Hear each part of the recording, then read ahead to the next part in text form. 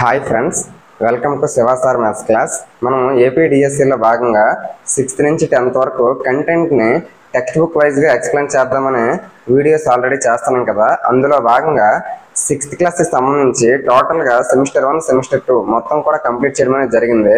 Already videos రూపంలో upload చేయడం కూడా జరిగింది. ఎవరైనా చూడని వాళ్ళు ఉంటే అవి చూసుకొని ఇప్పుడు 7th క్లాస్ మనము ఫస్ట్ సెకండ్ లెసన్లో మ్యాక్సిమం కంప్లీట్ చేద్దాము. ఈ వీడియోలో first 7th class semester 1 first lesson ఏంటంటే పూర్ణ సంఖ్యలో ఇంటీజర్స్ గురించి ఉంటుంది. మనం ఆల్రెడీ 6th క్లాస్లో చాలా వరకు దీని గురించి బేసిక్ లెవెల్లో నేర్చుకున్నాము. కాబట్టి ఇక్కడికి వచ్చేసరికి దాని మీద ఇంకా కొంచెం ఎక్స్టెన్షన్గా ఉంటుంది తప్ప ఇంకంతకుమించి ఇంకేమీ ఉండదు. కాబట్టి కొంచెం వీలైనంత వేగంగా ఏదైతే మనకి ఇంపార్టెంట్గా డిఎస్సి లెవెల్లో అవసరం అవుతాయో అటువంటి వాటి గురించి డిస్కషన్ చేస్తూ ఒకే మోడల్లో ఒక 4-5 క్వశ్చన్స్ ఉంటాయి. అందులో మాక్సిమం 1-2 క్వశ్చన్స్ డిస్కషన్ అనేది చేద్దాము. ఎందుకంటే తక్కువ టైం ఉంది కాబట్టి ఒకే మోడల్ కోసం ఎక్కువ టైం వేస్ట్ చేయడం అనేది కరెక్ట్ కాదు.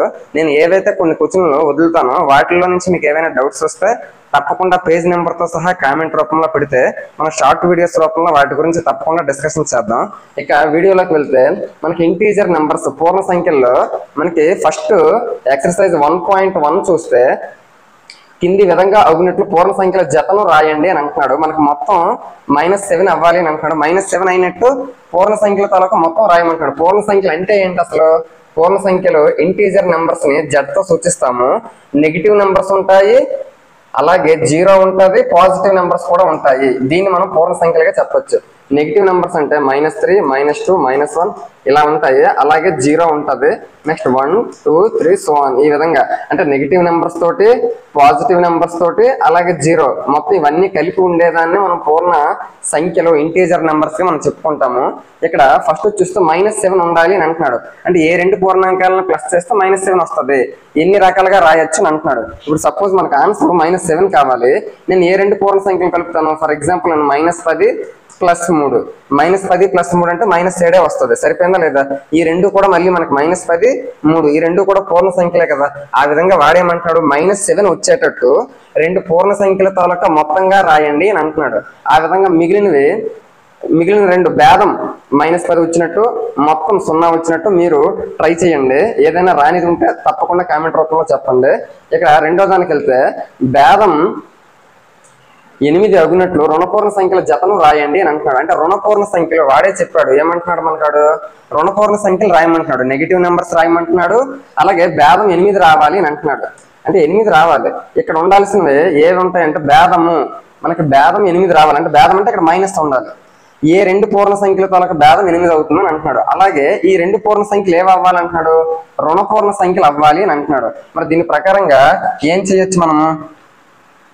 ఇక్కడ రుణపూర్ణ సంఖ్య, ఇక్కడ రుణపూర్ణ సంఖ్య రాయాలి. అలాగే వాటి తాలూకా బ్యాలెన్స్ కూడా మనకి, వాటి తాలూకా డిఫరెన్స్ కూడా 8 రావాలి. 8 రావాలి అంటే ఫర్ ఎగ్జాంపుల్ నేను ఇక్కడ -10 రాశాను అనుకోండి, ఇక్కడ ఒకవేళ -2 రాశాను అనుకోండి, అప్పుడు ఏమవుతుంది మనకి? -10, -2 రెండు రుణపూర్ణ సంఖ్యలే, కానీ మనకి -8 కూడా రావాలి. ఇక్కడ -10 -× ప్లస్ అవుతుంది, -10 + 2 -8 అవుతుంది, కానీ మనకి +8 కావాలి. అంటే దాని ప్రకారంగా చూస్తే మనం ఏం చేయొచ్చు? ఇక్కడ నేను -10 అలాగే ఉంచుతాను, ఇక్కడ -18 నేను రాస్తాను. ఇప్పుడు కరెక్ట్ గా చూస్తే ఇక్కడ -10 ఉంది, ఇక్కడ -18 ఉంది. రెండు రుణపూర్ణ సంఖ్యలే. నెగిటివ్ నెంబర్స్ తీసుకోమన్నాడు, నేను నెగిటివ్ నెంబర్స్ తీసుకున్నాను. వాటి తాలూకా భేదం అంటే డిఫరెన్స్ మైనస్ చేయమంటున్నాడు. ఈ విధంగా రెండు రుణపూర్ణ సంఖ్యలు వాటి తాలూకా మైనస్ మనకి 8 అవ్వాలి అని అంటున్నాడు. ఇక్కడ చూడండి -10 -18 మైనస్ ఇంటూ మైనస్ ప్లస్ అవుతుంది కాబట్టి +18, -10 + 18 అంటే +8 వస్తుంది. మరి అటువైపు కూడా +8 కదా ఉంది. ఆ విధంగా రెండు రుణపూర్ణ సంఖ్యలు మొత్తంగా మనకి రాయమని చెప్తున్నాడు. రాసాము. నెక్స్ట్ బి, మొత్తం -5 అయినట్లు ఒక ధనపూర్ణ సంఖ్య మరియు ఒక రుణపూర్ణ సంఖ్యను రాయండి అని అంటున్నాడు. మొత్తం మనకి ఏమవ్వాలి? -5 అవ్వాలి. -5 అవ్వాలి. రెండు పూర్ణ సంఖ్యలు ఉండాలి. వాటి తాలూకా మొత్తము అంటే సమ్ అంటున్నాడు, ప్లస్ అంటున్నాడు. ఈ రెండు నెంబర్లలో ఒకటి ధనపూర్ణ సంఖ్య, మరొకటి రుణపూర్ణ సంఖ్య. ఒకటేమో ప్లస్ వాల్యూతో ఉండాలి, ఒకటేమో మైనస్ వాల్యూతో ఉండాలి. అంటే ఇక్కడ సపోజ్ ఇక్కడ నేను మైనస్ రాశాను, సపోజ్ -10 ఇక్కడ నేను రాశాను అనుకోండి, ఇక్కడ ప్లస్ నెంబర్ ఉండాలి. ప్లస్ నెంబర్ ఉండాలి అంటే ఇక్కడ సపోజ్ 5 వేసాను అనుకోండి, ఇప్పుడు మనకు -5 రావాలి. ఇక్కడ 5 +× -10 5 - 10 అంటే ఏంటి అర్థం? -5 కదా, ఇటువైపు కూడా -5 కదా ఉంది అంటే -5 వచ్చేటట్టు రెండు నెంబర్లు ప్లస్ చేయమంటున్నాడు. అందులో ఒకటి పాజిటివ్ ఇంటీజర్ ఉండమంటున్నాడు, ఇంకొకటి నెగిటివ్ నెంబర్ ఉండమని అంటున్నాడు. ఆ విధంగా మనకి ఏ నెంబర్స్ వచ్చాయి? 5 - 10. ఈ రెండు నెంబర్లని ప్లస్ చేస్తే మనకి -5 వస్తుంది. ఆ విధంగా మనకి చెయ్యమని చెప్తున్నాడు. నెక్స్ట్ భేదం -3 అగినట్లు ఒక ధనపూర్ణ సంఖ్య మరియు ఒక రుణపూర్ణ సంఖ్యను చూడండి అని అంటున్నాడు.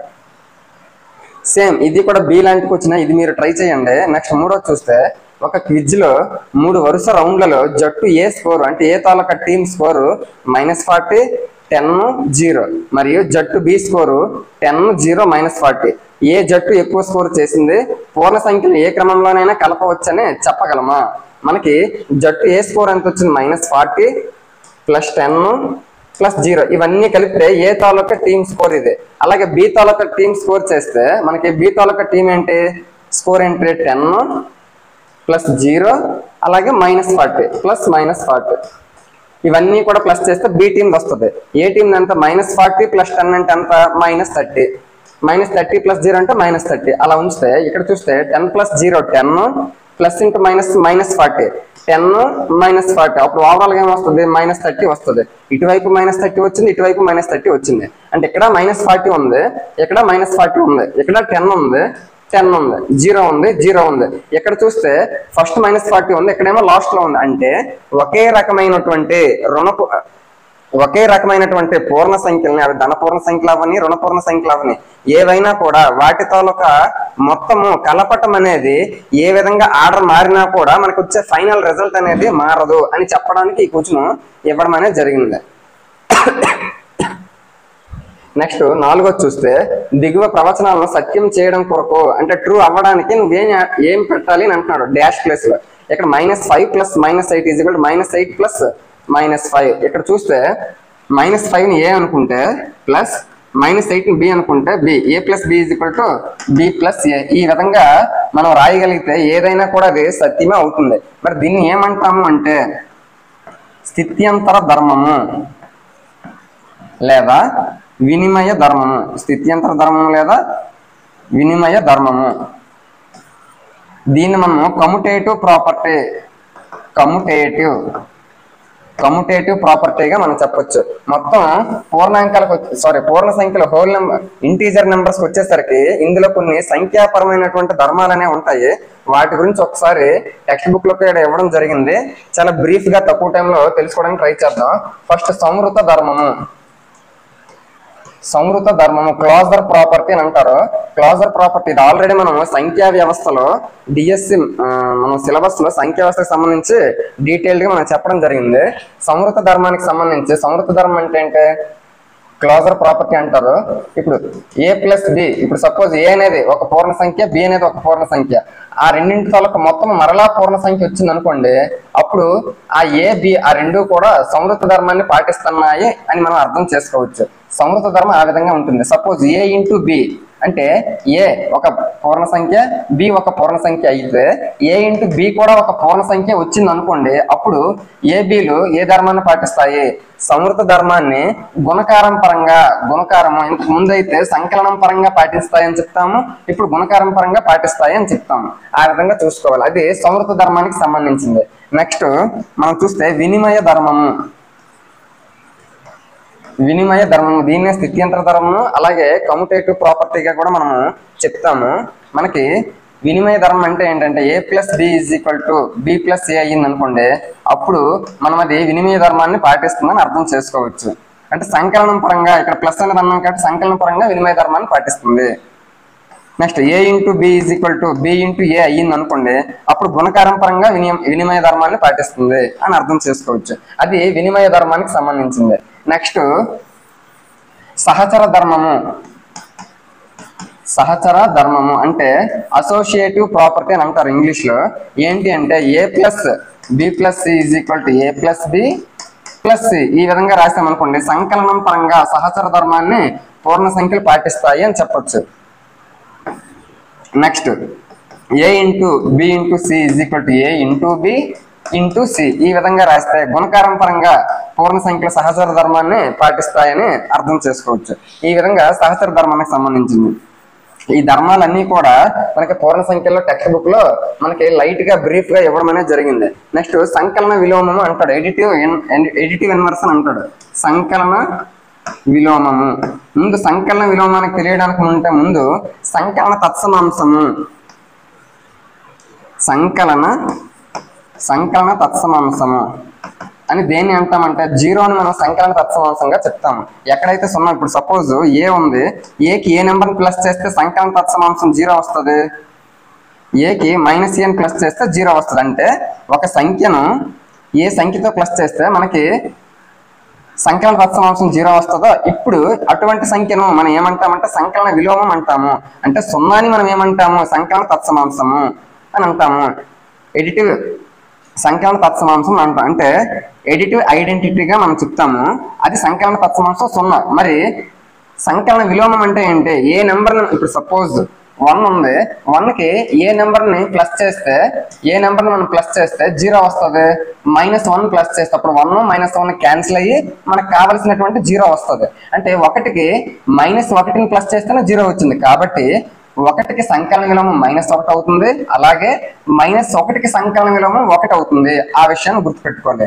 ఇదంతా సంకలన తత్సమాంసం 0కి సంబంధించింది, అలాగే సంకలన విలోమము దానికి సంబంధించింది కూడా. ఇప్పుడు సంకలన తత్సమాంసం సంకలన విలోమం అయింది కదా, ఇప్పుడు గుణకార తత్సమాంసం.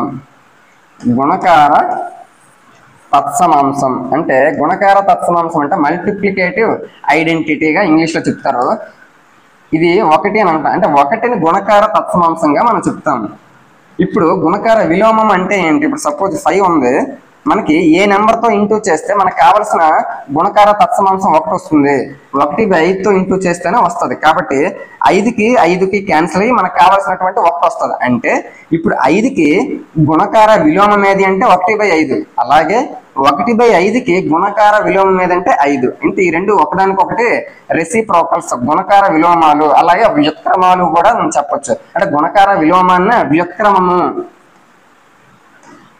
గుణకార విలోమాన్ని వ్యుత్క్రమము ఇంగ్లీష్లో రెసిప్రోకల్ అంటారు. ఇప్పుడు 10 ఉంది, 10కి గుణకార విలోమము లేదా వ్యుత్క్రమము ఏదన్నా కూడా మనకి ఏమవుతుంది 1/10 అవుతుంది. ఎందుకు? ఈ రెండు ఇంటూ చేస్తే మనకు 1 వస్తుంది. ఏ రెండు ఇంటూ చేస్తే 1 వస్తుందో ఆ రెండింటిని మనము గుణకార విలోమాలు ఒకదానికొకటిగా చెప్పొచ్చు. ఇప్పుడు సపోజ్ x ఉంది, xకి గుణకార విలోమము లేదా రెసిప్రోకల్ ఏమవుతుంది 1/x అవుతుంది. ఎందుకు? ఈ రెండు క్యాన్సిల్ అయ్యి మనకు కావాల్సినటువంటి 1 గుణకార తత్సమాంసం రావాలి. ఆ గుణకార తత్సమాంసం 1 రావడానికి ఏ రెండు ఇంటూ చేసుకుంటే 1 వస్తుంది. ఇప్పుడు xకి 1/x ఇంటూ చేస్తే 1 వస్తుంది. కాబట్టి xకి గుణకార విలోమం 1/x, అలాగే 1/xకి గుణకార విలోమం x. ఆ విధంగా ఈ బేసిక్ లెవెల్లో ఉండేటటువంటి టెక్స్ట్ బుక్ లో ఉన్నవే ఒకసారి చూసుకోండి. నెక్స్ట్ ఇక్కడ చూస్తే -53 plus dash is equal to -53. అంటే ఇక్కడ -53 ఉంది, ఇక్కడ -53 ఉంది. అంటే ఒక నెంబర్కి ఏ నెంబర్ని మనము ప్లస్ చేస్తే సేమ్ అదే నెంబర్ వస్తుంది. ఇప్పుడు సపోజ్ 5కి ఏ నెంబర్ మనం ప్లస్ చేస్తే సేమ్ మళ్ళీ 5 వస్తుంది. 1 వేస్తారు అనుకోండి, 5 + 1 6 అయిపోద్ది. 3 వేస్తారు అనుకోండి, 5 + 3 8 అయిపోద్ది. 0 వేస్తారు అనుకోండి, 5 + 0 5 వస్తుంది. అంటే ఒక సంఖ్యకు 0ని కలిపితే మాత్రమే సేమ్ అదే సంఖ్య వస్తుంది. ఆ విషయాన్ని అర్థం చేసుకోవచ్చు. సేమ్ ఇక్కడ కూడా ఒక సంఖ్య -53కు సేమ్ మళ్ళీ -53 రావాలి అంటే ఏ నెంబర్ని మనం ప్లస్ చేయాలి? 0ని ప్లస్ చేయాలనే విషయాన్ని అర్థం చేసుకోవచ్చు. నెక్స్ట్ ఇక్కడ 17 ఉంది, మనకి ఈజ్ ఈక్వల్ టు ఇటువైపు 0 ఉంది. అంటే 17కి ఏ నెంబర్ని ప్లస్ చేస్తే 0 వస్తుంది. -17 ప్లస్ చేస్తే +17 -17 క్యాన్సిల్ అయిపోయి మనకు కావాల్సినటువంటి 0 వస్తుంది అని అర్థం చేసుకోవచ్చు. నెక్స్ట్ 4 చూస్తే 13 + -12 plus dash is equal 13 plus ఇది చూస్తే ఒకసారి మనకి రైట్ సైడ్ చూస్తే ఏ విధంగా ఉన్నది అంటే 13 నేను ఏ అనుకుంటాను, ప్లస్ -12 నేను బి అనుకుంటాను, ప్లస్ -7 సి అనుకుంటాను. అంటే a plus B plus C is equal to ఇటువైపు వచ్చేసరికి ఏ విధంగా మారుతుంది తెలుసు? అది a plus B plus c ఈ విధంగా మారుతుంది. ఇది మనకి లెఫ్ట్ సైడ్ కావాల్సిందే, ఇది లెఫ్ట్ సైడ్ కావాల్సిందే, ఇది ఆల్రెడీ రైట్ సైడ్ ఇది ఇచ్చాడు. మరి a plus B plus C is equal to a plus B plus c. ఇది ఏ రకమైనటువంటి, ఇంతకు ముందే చెప్పుకున్నాం ఏ రకమైనటువంటి ధర్మము? సహచర ధర్మము. అది నీకు డైరెక్ట్ గా ఇదే ఇస్తాడు. ఇది ఏ రకమైన ధర్మము? సంవృత ధర్మమా, లేకపోతే సహచర ధర్మమా, వినిమయ ధర్మమా, స్థిత్యంతర ధర్మమా, ఆ విధంగా రకరకాలుగా అడుగుతాడు. మనం కనిపెట్టాల్సింది అంటే సహచర ధర్మము, అసోసియేటివ్ ప్రాపర్టీగా మనం చెప్పొచ్చు. మరి ఇక్కడ చూస్తే a plus B plus C అటు ఉంది, మరి ఇటువైపు ఏమి ఉండాలి, a plus B plus C. C అంటే ఆల్రెడీ -7 అనుకున్నాం కదా, కాబట్టి ఇక్కడ మనకి ఏం రావాలి, -7 అనేది రావాలి. నెక్స్ట్ ఇక్కడ చూస్తే a plus B plus C is equal to a plus B plus C. ఇక్కడ సేమ్. ఇప్పుడు ఇక్కడ ఫస్ట్ ఇది ఇచ్చాడు ఆల్రెడీ, ఇప్పుడు ఏం చేస్తాడు, దీన్ని కనుక ఇది ఆల్రెడీ ఇచ్చాడు. ఇక్కడ a plus B plus c ఫార్ములాలో ఉండేది ఇక్కడ ఇచ్చాడు. ఇక్కడ మనం ఏం చేయాలి, a plus B plus C. ఇక్కడ సి తాలూకు వాల్యూ రాయాలి. ఇక్కడ సి తాలూకు వాల్యూ ఏంటి, -3 కదా, అంటే ఇక్కడ రావాల్సింది -3గా మనం చెప్పొచ్చు. ఈ విధంగా ఎక్సర్సైజ్ 1.1 కి సంబంధించి ప్రతిదీ కూడా డీటెయిల్డ్ గా చెప్పుకోవడం అనేది జరిగింది. నెక్స్ట్ ఎక్సర్సైజ్ 1.2 గురించి చూస్తే కింది వాటి లబ్ధాలను కనుగొనని అని అంటున్నాడు. మనకి ఇక్కడ 2 నెంబర్లు 3 నెంబర్లు ఇచ్చాడు, వాటి తాలూకా ప్రోడక్ట్ కనుక్కోమని చెప్తున్నాడు. ఇక్కడ ఫస్ట్ 3 ఇచ్చాడు, ఇక్కడ -1 ఇచ్చాడు. మనం ఇప్పుడు తెలుసుకోవాల్సింది ఏంటి అంటే ఫస్ట్ ఒక పాయింట్ అనేది మనం కంపల్సరీగా తెలుసుకోవాలి. ఏంటి అంటే ఒకే రకమైన సింబల్స్ ఉంటే మనకి ప్లస్ అనేది వస్తుంది. ఇంటూ చేసేటప్పుడు మైనస్ ఇంటూ మైనస్ ఖచ్చితంగా ప్లస్ అవుతుంది. సేమ్ అలాగే ఒకే రకమైన సింబల్స్ ప్లస్ ప్లస్ ఉండి ఇంటూ చేసుకుంటే ప్లస్ వస్తుంది. వేరు వేరు సింబల్స్ ఉంటే ఇంటూ చేసుకుంటే మైనస్ వస్తుంది. Minus into plus is equal to minus. ఎందుకు, ఇక్కడ మైనస్ ఉంది, ఇక్కడ ప్లస్ ఉంది. ఆ రెండు ఇంటూ చేసుకుంటే మైనస్ వస్తుంది. సేమ్ అలాగే plus into minus is equal to minus. అంటే ఒకే రకమైన సింబల్స్ ఉండి ఇంటూ చేసుకుంటే ప్లస్, వేరు వేరు రకాలైనటువంటి సింబల్స్ ఉండి ఇంటూ చేసుకుంటే మైనస్. ఆ పాయింట్ మనకు తెలిస్తే ఇవన్నీ ఈజీగా చేయొచ్చు. నేను ఒక 2-3 చెప్తాను, మిగిలిన మీరు ట్రై చేయడానికి చూడండి. ఇక్కడ ఫస్ట్ ఈజీగా ఉంటుంది, అది వదిలిస్తే ఒకసారి అయి చూస్తే -1 -2 -3 4 ఇవన్నీ ఇంటూ చేశాడు. ఫస్ట్ మైనస్లు ప్లస్లు అవన్నీ ఉన్నాయని మర్చిపోయి మామూలుగా ఏ విధంగా అయితే ఇంటూ చేస్తాం ఆ విధంగా ఇంటూ చేసేద్దాం. 1 2 2 2 3 6 6 4 24. ఇప్పుడు ఇది +24 -24 అనేది మనం డిసైడ్ చేద్దాం. మైనస్ ఇంటూ మైనస్ ఒకే సింబల్స్ వచ్చాయి కదా, కాబట్టి ప్లస్. అంటే ఈ రెండింటిని ఇంటూ చేస్తే ప్లస్ వచ్చింది. మళ్ళీ ప్లస్ ఇంటూ మైనస్ వేరు వేరు సింబల్స్ కదా, మైనస్. ఇక్కడ ఆల్రెడీ ప్లస్ ఉంది కాబట్టి మైనస్ ఇంటూ ప్లస్ మళ్ళీ మైనస్ వస్తుంది. అంటే ఓవరాల్ గా -24గా మనం చెప్పొచ్చు. సపోజ్ ఎఫ్ చూస్తే ఇక్కడ ముందు ఇంటూ లేకుండా మామూలుగా చేసేద్దాం. 12 11 132 132 పదుల 1320. ఇది మనకు వచ్చింది ఆన్సర్.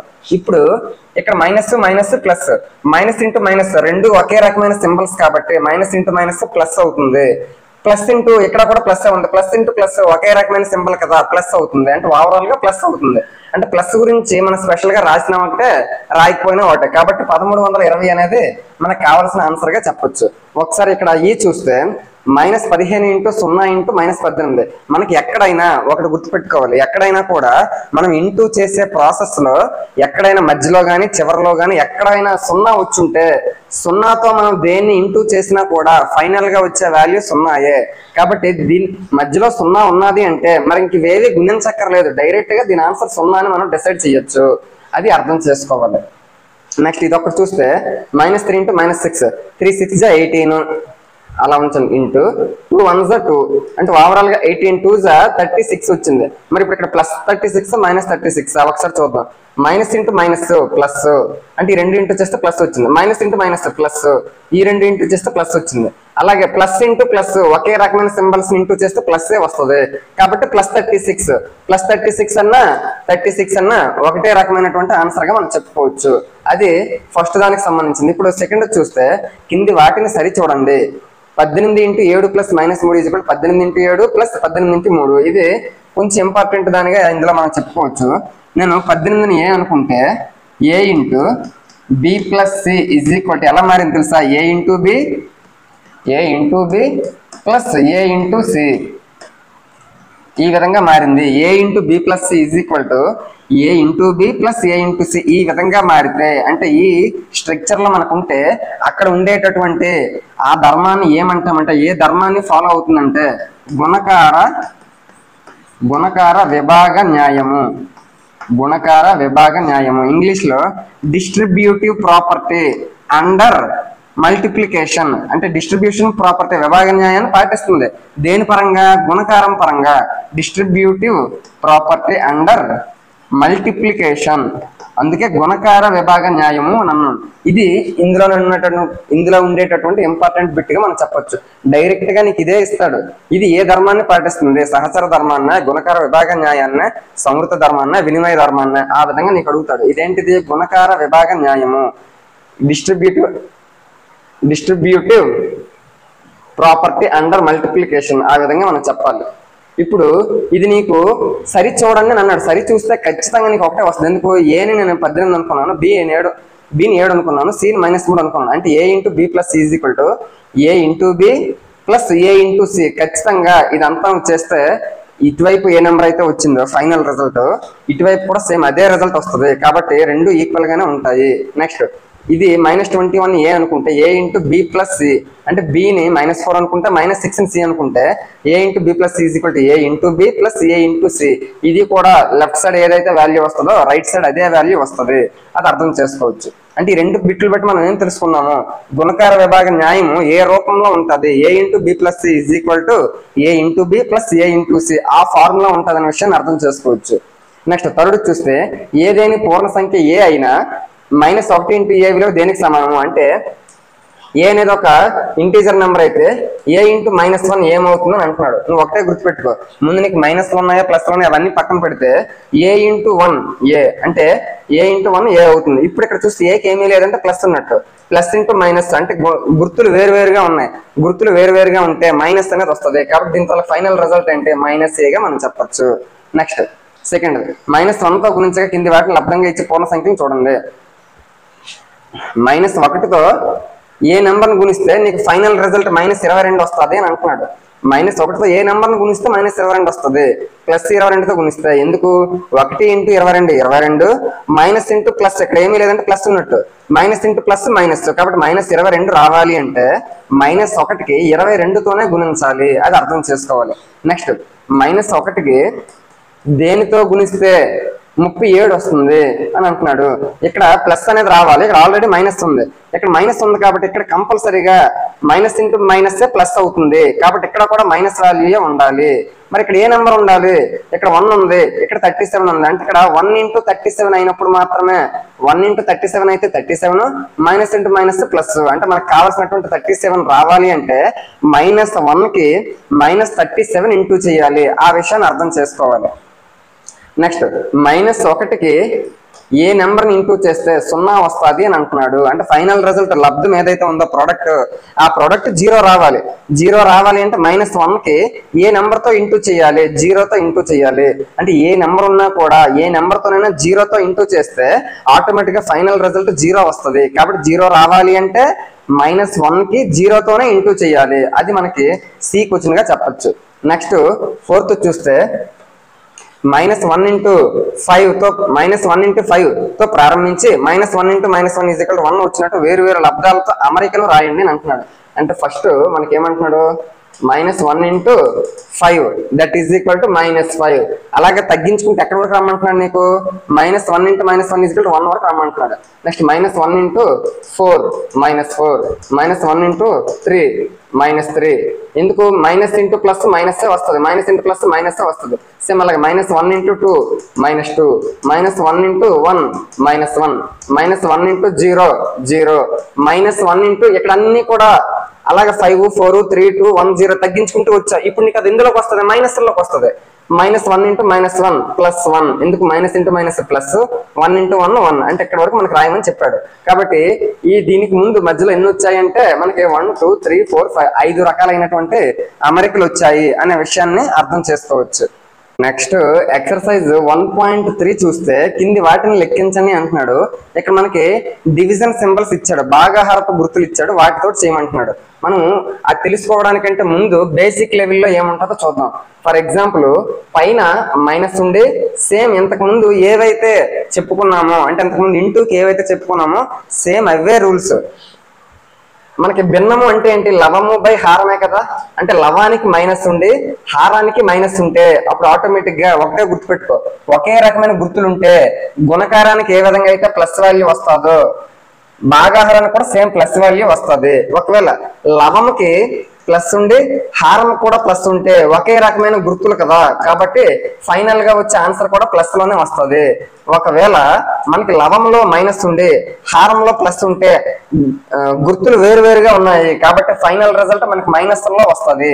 ఒకవేళ లవములో ప్లస్ ఉండి హారంలో మైనస్ ఉంటే గుర్తులు వేరువేరుగా ఉన్నాయి కాబట్టి ఫైనల్ గా వచ్చే రిజల్ట్ మైనస్ వస్తుంది. అంటే మనం ఇంటూకి ఏ విధంగా అయితే చెప్పుకున్నామో డివిజన్ కూడా సేమ్ అదే రూల్ అనే విషయాన్ని ఒక్కసారి గుర్తు చేసుకోవాలి. నెక్స్ట్ ఇప్పుడు ఫస్ట్ నేను ఇక్కడ కొన్ని ఇచ్చాడు, వాటి ప్రకారంగా కొన్ని చూద్దాం.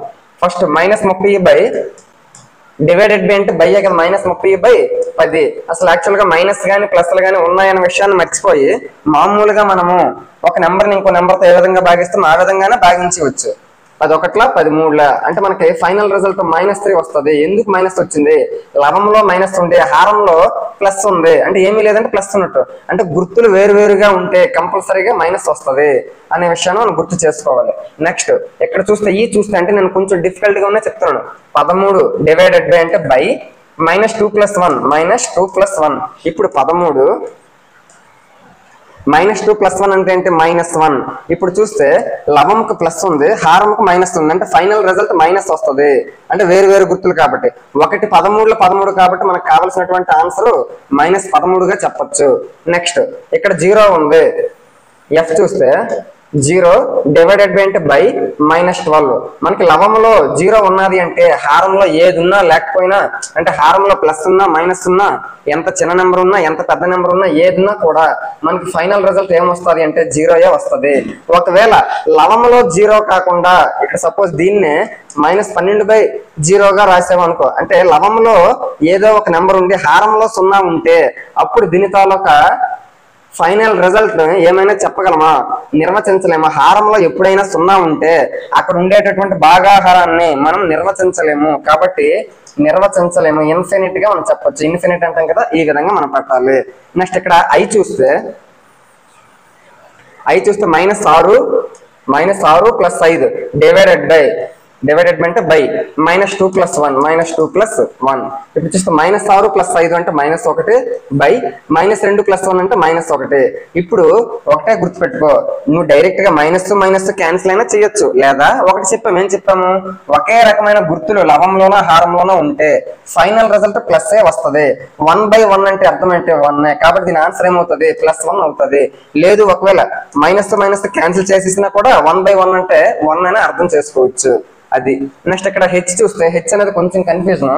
ఒకసారి చూస్తే -36 డివైడెడ్ బై అన్నాడు కాబట్టి బై 12, మళ్ళీ డివైడెడ్ బై అన్నాడు అంటే బై, అంటే ఇదంతా కూడా లవంలోనే ఉంటుంది, బై 3 ఇది అన్నాడు. అంటే ఫస్ట్ దీన్ని మనం క్యాలిక్యులేషన్ చేయాలి, ఆ తర్వాత మిగిలిన క్యాలిక్యులేషన్ చేయాలి. 12 1s 12 3s అంటే పైన ఏముంది? పైన ఇదంతా చేస్తే నాకు -3 వచ్చింది, బై కిందనేమో 3 ఉంది. 3 క్యాన్సిల్ అయితే -1 అనేది మిగులుతుంది. అది మనకి కావాల్సినటువంటి ఆన్సర్. ఇదంతా కూడా ఒకటోది చెప్పుకోవడం జరిగింది. రెండోది చూస్తే కింది ఏ బి మరియు సి విలువలకు a divided by b plus C not is equal to a divided by b plus a divided by C ను సరి చూడండి అని అంటున్నాడు. అంటే మనకేమంటున్నాడు ఇక్కడ, అంటే మనము ఎప్పుడు కూడా మనకి ఇంతకు ముందు మనం ఏం చెప్పుకున్నాము, a into B plus C is equal to a into B plus a into C. దీని అర్థం ఏంటో తెలుసా? గుణకారం పరంగా విభాగ న్యాయాన్ని పాటిస్తున్నాయి అని అన్నాం. సేమ్ ఇప్పుడు వాడు ఏం చేస్తాడు, గుణకారం అంటే ఇంటూ ప్లేస్ లో వాడు డివిజన్ పెట్టాడు. డివిజన్ పెట్టినప్పుడు అవి ఈక్వల్ అవ్వవు. మనం దీన్ని చేయవలసినటువంటి అవసరం అయితే మనకు లేదు. ఎందుకు? డిఎస్సి పర్పస్ లో అది మనం చేయాల్సినటువంటి అవసరం లేదు. మనం తెలుసుకోవాల్సిన పాయింట్ మాత్రం తెలుసుకోవాలి. ఏం తెలుసుకోవాలి? a into B plus C is equal to a into B plus a into C. దీన్ని గుణకార విభాగ న్యాయము అని అంటాము. Distributive property under multiplication. ఇప్పుడు వీడేమంటున్నాడు, మల్టిప్లికేషన్ ప్లేస్ లో డివిజన్ పెట్టి చేయమని చెప్తున్నాడు. అప్పుడు ఖచ్చితంగా అది నాట్ ఈజ్ ఈక్వల్ టు సమానం అవ్వదు. అంటే a divided by B plus a divided by C అంటే ఇది ఏదైతే ఉందో ఇది ఖచ్చితంగా సమానం అవ్వదు. అంటే భాగాహార విభాగ న్యాయము అంటే డిస్ట్రిబ్యూటివ్ ప్రాపర్టీ అండర్ డివిజన్ ప్రకారంగా మనకి ఇది సరిపోదు, సరి చూడడానికి అవ్వదు, కాబట్టి సమానం అవ్వదు అనే విషయాన్ని మనం గ్రహించాలి. గుణకార విభాగ న్యాయం అవుతుంది, భాగాహార విభాగ న్యాయం అవ్వదు అనే పాయింట్ మనం తెలుసుకోవాలి. నెక్స్ట్ మూడోది చూస్తే 369 బై ఇక్కడ ఏ నెంబర్ ఉండాలి అది మనకు తెలియదు కాబట్టి x ఈజ్ ఈక్వల్ టు 369. అంటే 369 దేనితో భాగిస్తే 369 వస్తుంది, 1తో భాగించినప్పుడు వస్తుంది. కాబట్టి x ప్లస్ లో ఏమయ్యాలి, 369 క్యాన్సిల్ అయితే ఈ x అట్ వెళ్తే x ఈజ్ ఈక్వల్ టు 1 అవుతుంది. అంటే ఒక నెంబర్ ని 1తో భాగిస్తే, ఇప్పుడు సపోజ్ 10ని 1తో భాగిస్తే మళ్ళీ అదే 10 వస్తుంది. ఆ విషయాన్ని గుర్తుంచుకోవాలి. అంటే నీకు డైరెక్ట్ గా థియరీ పార్ట్ లో అడుగుతాడు, ఒక సంఖ్యను దేనితో భాగిస్తే మళ్ళీ అదే సంఖ్య వస్తుంది, 0 తోట, 1 తోట, -1 తోట, 100 తోట, ఆ విధంగా రకరకాలుగా నీకు ఆప్షన్స్ అడుగుతాడు. నువ్వు ఒక ఎగ్జాంపుల్ తీసుకొని చేస్తే చాలు. 10ని 1తో భాగిస్తే మళ్ళీ 10 వచ్చిందంటే ఒక సంఖ్యను 1తో భాగించినప్పుడు మాత్రమే సేమ్ మళ్ళీ అదే సంఖ్య వస్తుంది. ఆ విషయాన్ని మనము గుర్తు చేసుకోవాలి. నెక్స్ట్ ఇక్కడ చూస్తే b -75 డివైడెడ్ బై అంటే బై, ఇక్కడ నెంబర్ లేదు అంటే ఏదో ఒక నెంబర్, ఏ నెంబర్ అనేది మనం కనిపెట్టాలి. కాబట్టి x is equal to -1. Correct గా చూస్తే ఇటువైపు మైనస్ని డైరెక్ట్ గా క్యాన్సిల్ చేయొచ్చు. కాబట్టి ఇటువైపు x ఇటు వస్తే 1 × x ఈజ్ ఈక్వల్ టు 75. అంటే x వాల్యూ ఏమవుతుందంటే 75 గా మనం చెప్పొచ్చు. ఆ విధంగా ఇక్కడ సపోజ్ h చూస్తే ఇక్కడ డాష్ ఇచ్చాడు అంటే అది మనకు తెలియదు కాబట్టి x బై డివైడెడ్ బై ఉంది కాబట్టి బై 4 ఈజ్ ఈక్వల్ టు -3. ఇప్పుడు x వాల్యూ కావాలి కాబట్టి ఇటువైపు ఉన్న డివిజన్ అటువైపు వెళ్తే ఇంటూగా మారుతుంది. కాబట్టి -3 × 4 అవుతుంది. ఇక్కడ భాగిస్తే అటువైపు వెళ్ళినప్పుడు ఇంటూ చేస్తుంది. -3 × 4 -12. అంటే x వాల్యూ ఏమొచ్చింది, -12 అనేది వచ్చింది. ఆ విధంగా మిగిలినవి మీరు చెయ్యండి. ఏదైనా డౌట్ ఉంటే తప్పకుండా కామెంట్ రూపంలో అడగండి, ఖచ్చితంగా మనము చేద్దాం. నెక్స్ట్ క్వశ్చన్ చూస్తే ఇక్కడ 5వది, అంటే ఈ ఎక్సర్సైజ్ లకెల్లా మనకి ఇంపార్టెంట్ క్వశ్చన్స్ గా వీటిని చెప్పుకోవచ్చు. మధ్యాహ్నం 12 గంటల సమయంలో ఉష్ణోగ్రత 10 డిగ్రీల సెంటీగ్రేడ్ ఉంది. అంటే మనకి 12 గంటల టైంలో అంటే 12 o'clock టైంలో మనకి ఎంత ఉష్ణోగ్రత ఉంది, 10 degrees సెంటీగ్రేడ్ ఉంది. అది అలా ఉంచితే ఉష్ణోగ్రత ప్రతి గంటకు 2 degrees చొప్పున తగ్గుతూ ఉండొచ్చు. అంటే ప్రతి గంటకు 2 degrees తగ్గుతూ ఉంది. అయితే ఎన్ని గంటల సమయంలో ఉష్ణోగ్రత 0 degrees కన్నా 8 degrees తక్కువగా ఉంటుంది? అర్ధరాత్రి 12 గంటల సమయంలో ఉష్ణోగ్రత ఎంత ఉంటుంది? మనకి 2 క్వశ్చన్లు అడిగాడు. అంటే మనం ఒకసారి చూస్తే ఈ విధంగా ఉష్ణోగ్రత ఉంటే ఇక్కడ ఎక్కడో 0 ఉంది అనుకోండి, మనం ఇప్పుడు ఆల్రెడీ ఇటువైపు అన్ని ప్లస్ వాల్యూస్ ఉంటాయి, ఇటువైపు అన్ని మైనస్ వాల్యూస్ ఉంటాయి. మనం పూర్ణ సంఖ్యల గురించి చెప్పుకుంటాం కాబట్టి ప్లస్లు మైనస్లు ఉంటాయి. మనం చూస్తే 12 గంటలప్పుడు +10 ఉంది అంటున్నాడు, అంటే ఇక్కడ ఎక్కడో +10 degrees దగ్గర ఉంది ప్లస్ వాల్యూ, ఇక్కడ ఏమీ లేదని ప్లస్ ఉంటుంది. మనకేమంటున్నాడు, ఏ సమయంలో ఉష్ణోగ్రత 0 degree కంటే తక్కువ 8 degrees ఉంటుంది, అంటే 0 కంటే తక్కువ ఏంటంటే అక్కడ మైనస్ ఇక్కడ ఎక్కడో -8 degrees సెంటీగ్రేడ్ ఉంది మనకు కావాలి. అంటే ఓవరాల్ గా ఎంత తగ్గింది అది అనేది ముందు మనం కనిపెట్టాలి. ఇక్కడ ఆల్రెడీ 10 నుంచి 0కి రావడానికి 10 degrees తగ్గింది, అలాగే 0 నుంచి 8 degrees తగ్గడానికి ఇంకొక 8 అయ్యింది. అంటే టోటల్ గా 18 degrees తగ్గాలి. ఆ విషయం మనం అర్థం చేసుకోవచ్చు. అంటే 10 ఉన్నది ముందు 10 ఉన్నది -8 degrees సెంటీగ్రేడ్కి రావాలి అంటే ముందు 10 degrees నుంచి 0కి రావాలి, 0 తర్వాత దాటుకొని -8 దగ్గరికి వెళ్ళాలి. అంటే ఓవరాల్ గా ఎంత తగ్గింది, ఇది 10 తగ్గింది, ఇది 8 తగ్గింది, అంటే ఓవరాల్ గా 18 degrees సెంటీగ్రేడ్ తగ్గింది. వీడేమంటున్నాడు, ప్రతి గంటకు 2 degrees తగ్గుతుంది, ఒక గంటకు 2 degrees తగ్గుతుంది. మనకి 18 degrees ఎన్ని గంటలకు తగ్గుతుంది అని అంటున్నాడు, అవునా కాదా? 2 degrees తగ్గిందంటే ఒక గంట తగ్గింది. అటువంటి 18 degrees అంటే మనం కరెక్ట్ గా చూస్తే ఖచ్చితంగా ఎక్కువ టైం పడుతుంది. అంటే 2 degrees తగ్గడానికి 1 గంట పట్టింది. 18 degrees ఉష్ణోగ్రత తగ్గాలంటే ఇంకా ఎక్కువ టైం పడుతుంది. కాబట్టి ఎక్కువ 18 బై తక్కువ 2 × 1, 2 1 2 9 అంటే 9 గంటల టైం పడుతుంది. ఎప్పుడు 18 degrees సెంటీగ్రేడ్ ఉష్ణోగ్రత తగ్గడానికి ఎంత టైం పడుతుంది? 9 గంటల పాటు టైం పడుతుంది. అంటే ఎంత టైం అయినట్టు? ఇది కరెక్ట్ గా చూస్తే ఏ టైం అప్పుడు అన్నాడు, ఇది మధ్యాహ్నం 12 అప్పుడు 10 degrees ఉందని అంటున్నాడు. మరి దానికి 9 గంటలు మనం కలిపితే ఉష్ణోగ్రత 18 degrees సెంటీగ్రేడ్ తగ్గి -8 degrees సెంటీగ్రేడ్కి వచ్చింది అని అర్థం చేసుకోవచ్చు. కాబట్టి 12 degrees మధ్యాహ్నం 12 గంటలకి 9 గంటలు కలిపితే రాత్రి 9 గంటలు అవుతుందా లేదా? మధ్యాహ్నం 12కి మొత్తం ఇదంతా కలిపితే 9 గంటలు అవుతుంది. అంటే 12కి 9 గంటలు కలిపినప్పుడే రాత్రి 9 అవుతుంది. మధ్యాహ్నం 12కి 9 గంటలు కలిపితే రాత్రి 9 అవుతుంది. అంటే రాత్రి 9 అప్పుడు నీకు -8 degrees సెంటీగ్రేడ్ ఉంటుంది అని అర్థం చేసుకోవచ్చు. ఈడేమంటున్నాడు, అర్ధరాత్రి 12 గంటల సమయంలో ఎంత ఉష్ణోగ్రత ఉంటుంది? ఆల్రెడీ 9 గంటలకి -8 degrees ఉంటుంది అనే విషయాన్ని అర్థం చేసుకోవచ్చు. 9 గంటలప్పుడే -8 degrees వచ్చింది. మనకి 12 గంటలు కావాలంటే ఇంకొక 3 గంటలు మనకు పెంచాలి, అవునా కదా? ఇంకొక 3 గంటలు పెరిగితే అర్ధరాత్రి 12 అవుతుంది. ఆల్రెడీ 9 దగ్గర ఉన్నప్పుడు -8 degrees సెంటీగ్రేడ్ వచ్చింది. ఇంకొక 3 గంటలు కలపాలి అంటే దాని అర్థం ఏంటి? ప్రతి గంటకు 2 degrees తగ్గుతుంది కదా. అంటే దాని అర్థం ఏంటి? 3 గంటలు ఇంకా ఉంది, అంటే 3 రెళ్ళు 6 గంటలు, అంటే 6 డిగ్రీలు, అంటే ఓవరాల్ గా -8.6 -14 డిగ్రీల సెంటిగ్రేడ్ అవుతుంది. అంటే ఇది అర్ధరాత్రి -14 డిగ్రీల సెంటిగ్రేడ్ అవుతుంది. ఇది 9 రాత్రి 9 -8గా చెప్తాము. ఈ విధంగా ఫస్ట్ 5th క్వశ్చన్ ఏదైతే ఉందో దీన్ని మనం కొంచెం డిఫికల్టీ లెవెల్ గా మనం చెప్పుకోవచ్చు. ఈ ఎక్సర్సైజ్ మొత్తానికి ఇవే మనకి ఇంపార్టెంట్ క్వశ్చన్స్.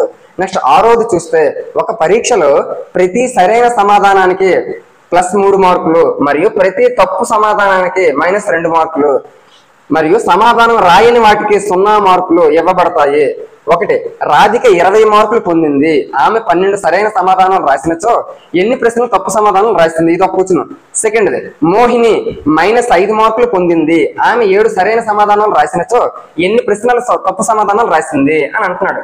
అంటే మనకి కరెక్ట్ అయితే +3 మార్కులు కలుస్తాయి, అదే రాంగ్ అయితే మనకు -2 మార్కులు, అంటే 2 మార్కులు తగ్గిపోతాయి అని అర్థం చేసుకోవచ్చు. ఫస్ట్ క్వశ్చన్ చూస్తే రాధికకు 20 మార్కులు వచ్చాయని అంటున్నాడు. రాధికకు 20 మార్కులు వచ్చాయట. అయితే ఏమంటున్నాడు? ఆమె 12 సరైన సమాధానాలు రాసినచో, యాక్చువల్గా 12 కరెక్ట్లు రాసింది. 12 ఒక్కొక్క కరెక్ట్ క్వశ్చన్ కి 3 మార్కులు, కాబట్టి 12 కరెక్ట్ రాసిందన్నాడు. కాబట్టి 12 3 36 మార్కులు యాక్చువల్ గా రావాలి. ఎందుకు? ఒక్కొక్క క్వశ్చన్ కి 3 మార్కులు కాబట్టి 12 క్వశ్చన్ రాసింది, 12 క్వశ్చన్ కరెక్ట్ గా రాసింది కాబట్టి 12 3 36 మార్కులు రావాలి. కానీ తనకు వచ్చిన ఎన్ని మార్కులు? 20 మార్కులు. అంటే ఎన్ని మార్కులు నీకు తగ్గిపోయాయి? 36 రావాల్సింది 20 మార్కులు వచ్చి, అంటే 16 మార్కులు తగ్గిపోయాయి. ఈ 16 మార్కులు ఎందుకు తగ్గాయి? నువ్వు తప్పులు కూడా రాసావు కాబట్టి. ఒక తప్పుకి 2 మార్కులు, నీకు 16 మార్కులు తగ్గిపోయాయి. అంటే 8 తప్పులు నువ్వు రాసినట్టే కదా. 2 8 16, అంటే 16 మార్కులు తగ్గిపోయాయి. అంటే 16 మార్కులు తగ్గిపోయాయి అంటే ఎన్ని తప్పులు చేసినట్టు? 8 తప్పులు చేసినట్టు. నీకేం అడిగాడు కూర్చును? ఎన్ని ప్రశ్నలకు తప్పు సమాధానాలు రాసింది? 8 ప్రశ్నలకు తప్పు సమాధానాలు రాసింది. అది రాధికకి సంబంధించిన క్వశ్చన్ గా చెప్పొచ్చు. నెక్స్ట్, మోహిని -5 మార్కులు పొందింది. ఆమె 7 సరైన సమాధానాలు రాసించో ఎన్ని తప్పు సమాధానాలు రాసింది అంటున్నాడు. అంటే మోహినికి ఫైనల్ గా వచ్చిన మార్కులు -5. తను 7 సరైన సమాధానాలు రాసింది. అంటే 7 సరైన సమాధానం, అంటే ఒక్కొక్క సరైన సమాధానానికి 3 మార్కులు, అంటే 7 3 21. అంటే తనకి యాక్చువల్ గా రైట్ మార్కులు, కరెక్ట్ మార్కులు రాసినందుకు 21 రావాలి. కానీ 21 రాకుండా తిరిగి 0 కూడా కాకుండా 0 కంటే ఇంకా తక్కువ మైనస్లోకి వెళ్ళిపోయింది. అంటే ఓవరాల్ గా ఎన్ని మార్కులు తగ్గాయి అంటే 21 మార్కులు తగ్గాయి. అలాగే 0 దగ్గర ఆగకుండా 0 కంటే ఇంకా తక్కువ, ఎన్ని మార్కులు తక్కువ? 5 మార్కులు తక్కువ. అంటే ఓవరాల్ గా ఎన్ని మార్కులు తగ్గాయి? 26 మార్కులు తగ్గాయి అనే విషయాన్ని అర్థం చేసుకోవచ్చు. 26 మార్కులు తగ్గాయి అంటే మైనస్ గా, అంటే తప్పులు అనేవి ఎక్కువ చేస్తామని అర్థం చేసుకోవచ్చు. ఒక తప్పు సమాధానానికి 2 మార్కులు తగ్గిస్తాడు అనే విషయం మనకు తెలుసు. 26 మార్కులు తగ్గాయి అంటే ఎన్ని తప్పు క్వశ్చన్లు రాసినట్టు? 13 క్వశ్చన్లు తప్పు రాసినట్టు. 13 క్వశ్చన్లు తప్పు రాసినప్పుడు కాబట్టి 26 మార్కులు తగ్గాయి అనే విషయాన్ని అర్థం చేసుకోవచ్చు. అందుకు ఓవరాల్ గా ఒకసారి కాకపోతే వెరిఫికేషన్ చేద్దాం. 13 తప్పులు రాసినందుకు 13 రెళ్ళ -2 కదా, ఒక్కొక్క తప్పుకి -2, 13 రెళ్ళు 26 మార్కులు, -26. నువ్వు 7 క్వశ్చన్లు రైట్ రాసావు కాబట్టి 7 3 21. అంటే ఓవరాల్ గా -26 + 21 -5 కదా తనకు వచ్చా అన్నాడు. ఆడును -5 వచ్చాను. అంటే ఓవరాల్ గా 13 తప్పులు చేసిందనే విషయాన్ని అర్థం చేసుకోవచ్చు. అది 6వ క్వశ్చన్. ఈ 2 కూడా ఇంపార్టెంట్ క్వశ్చన్లుగా మనం చెప్పుకోవచ్చు. నెక్స్ట్ 7వది, ఒక ఎలివేటర్ గనిలోనికి నిమిషానికి 6 మీటర్ల వేగంతో దిగుతుంది. అది నేల మట్టం నుండి 10 మీటర్ల పైనుండి దిగుచున్నచో -350 మీటర్లు చేరుటకు ఎంత సమయం పడుతుంది? ఇది ఒకటి ఇంపార్టెంట్ క్వశ్చన్ గా మనం చెప్పుకోవచ్చు. ఒక నిమిషానికి 6 మీటర్ల వేగంతో దిగుతుంది. అంటే ఒక ఎలివేటర్ ఉంటుంది కదా మిషన్, ఆ మిషన్ డ్రిల్ చేస్తూ ఒక నిమిషానికి 1 మినిట్ కి మనకి 6 మీటర్లు లోపలికి దిగుతుంది. 6 మీటర్లు భూమి లోపలికి వెళ్తుంది. ఇప్పుడు వాడేమంటున్నాడు? అది నేల మట్టం నుండి 10 మీటర్ల పైన ఉన్నచో, అంటే ఇది నేల అనుకుంటే ఇక్కడ 10 మీటర్లు అనుకుంటే ఎక్కడలో ఉన్నది, అక్కడి నుంచి -350 మీటర్లు చేరుటకు ఇక్కడ ఎక్కడో -350 ఉంటది. ఇక్కడ చేరడానికి మొత్తం ఇదంతా ప్రాసెస్ జరగడానికి ఎంత టైం పడుతుందని అంటున్నాడు. అంటే ఇప్పుడు మనకి ఆ ఎలివేటర్ మిషన్ ఏదైతే ఉందో అది ఓవరాల్ గా ఎన్ని మీటర్ల లోపలికి వెళ్ళిందన్న విషయాన్ని మనం అర్థం చేసుకోవాలి. -10 నుంచి నేల వరకు రావడానికి 10 మీటర్లు, ఇక్కడి నుంచి ఇక్కడికి 10 మీటర్లు డ్రిల్ అయ్యి లోపలికి వెళ్ళింది. అక్కడతో ఆగిపోకుండా ఇంకా లోపలికి -350, అంటే 350 మీటర్లు లోపలికి వెళ్ళింది. ఇక్కడ మైనస్ ఉన్నది అంటే దాని అర్థం ఏంటి? మనం లోపల సముద్ర మట్టానికి లోపల అంటే సముద్రం లోతు భాగంలోన అలాగే భూమి లోపల భాగంలోన చెప్పేటప్పుడు మైనస్ గా మనం గుర్తిస్తాం. కాబట్టి మనకి ఇక్కడ లోపలికి 350 మీటర్లు వెళ్ళింది, అలాగే పైనుంచి భూమి వరకు రావడానికి 10 మీటర్లు, అంటే మొత్తం ఎంత డ్రిల్లింగ్ చేసింది, 360 మీటర్లు డ్రిల్లింగ్ చేసింది. ఈ విషయం మనం గమనించాలి. 1 నిమిషానికి 6 మీటర్లు, మరి 360 మీటర్లకి ఎంత టైం పడుతుందని అంటున్నాడు. అంటే 6 మీటర్లు డ్రిల్ చేయడానికి 1 నిమిషం టైం పడుతుంది. 360 మీటర్లు డ్రిల్ చేయడానికి ఎక్కువ టైమే పడుతుంది. కాబట్టి ఎక్కువ 360 బై తక్కువ 6 × 1, 6 1 6 60 60 × 1 60 నిమిషాలు, లేదా 60 నిమిషాలను మనం 1 గంటగా చెప్పొచ్చు. అంటే భూమి పైన 10 మీటర్ల ఎత్తులో ఉన్న ఎలివేటర్ భూమి లోపల 350 మీటర్ల వరకు వెళ్ళాలి అంటే 60 నిమిషాలు టైం పడుతుంది అని ఈ క్వశ్చన్ కి ఆన్సర్ గా మనము చెప్పుకోవచ్చు. ఈ 3 కూడా ఈ ఎక్సర్సైజ్ లో కల్లా ఇంపార్టెంట్ క్వశ్చన్స్ గా చెప్పుకోవచ్చు. ఇప్పుడు 7th క్లాస్ 2nd చాప్టర్ మనకి భిన్నాలు, దశాంశాలు, ఫ్రాక్షన్స్, డెసిమల్స్ గురించి చూద్దాము. ఎక్సర్సైజ్ 1.2 అన్నాడు, 1.2 కాదు 2.1, సెకండ్ లెసన్ ఫస్ట్ ఎక్సర్సైజ్ కాబట్టి 2.1. ఇప్పుడు మనకి ఇందులో ఫస్ట్ 1 లో కొన్ని క్వశ్చన్లు ఇచ్చాడు, వాటిని మ్యాచింగ్ చేయమని చెప్తున్నాడు. ఫర్ ఎగ్జాంపుల్ ఇక్కడ 2 ఉంది, సారీ 1 అనే క్వశ్చన్ ఉంది. ఇక్కడ ఏముంది 2 × 1/5 అన్నాడు. అంటే 1/5 అంటే అర్థం ఏంటి? 1/5 అంటే మొత్తం 5 భాగాలలో ఒక భాగం షేడింగ్ చేసి ఉండాలి. మొత్తం 5 భాగాలలో ఒక భాగం షేడింగ్ చేసి ఉండాలి. ఆ విధంగా ఉన్నది. మొత్తం 5 భాగాలు ఒక భాగం షేడింగ్ చేశాడు. అటువంటి 1/5 భిన్నాలు ఎన్ని ఉన్నాయి? 2 ఉండాలి. 2 ఉన్నాయా లేదా అంటే ఒకటో దానికి డీకి మ్యాచింగ్ చేయాలి అని అర్థం చేసుకోవాలి. అది నెక్స్ట్ ఇక్కడ 3 × 2/3 అంటే అర్థం ఏంటి? 2/3 ఫస్ట్ 3 అనేది పక్కన పెడితే 2/3 మనం చూస్తే మొత్తం 3 భాగాలలో 2 భాగాలు షేడింగ్ చేయాలి. అటువంటివి 3 ఉండాలి. ఇక్కడ చూస్తే మొత్తం 3 భాగాలలో 2 భాగాలు షేడింగ్ చేశాడు. అటువంటివి 3 ఉన్నాయి. కాబట్టి 3 × 2/3 అనేది ఏ అవుతుంది. ఆ విధంగా మిగిలిన 2 కూడా మీరు ట్రై చేయండి. సెకండ్ది ఇక్కడ కూడా చూస్తే 3 × 1/5 = 3/5 అన్నాడు. అంటే 1/5 అంటే అర్థం ఏంటి? మొత్తం 5 భాగాలలో 1, మొత్తం 5 భాగాలలో 1. అటువంటి 1/5లు ఎన్ని ఉండాలి? 3 ఉండాలి. 1 2 3 3 ఉన్నాయి లేదా? వీటన్నిటిని మనం ప్లస్ చేస్తే 3/5 వస్తుంది. అంటే ఏంటని అర్థం? మొత్తం 5 భాగాలలో 3 భాగాలు షేడింగ్ చేశాడు అని అర్థం. ఇక్కడ చూస్తే మొత్తం 5 భాగాలలో 3 భాగాలు షేడింగ్ చేశాడా లేదా? కాబట్టి ఇదేమవుతుంది? మనకి 3/5 అవుతుంది. ఎప్పుడు కూడా డినామినేటర్ హారంలో మొత్తం భాగాలు ఉండాలి.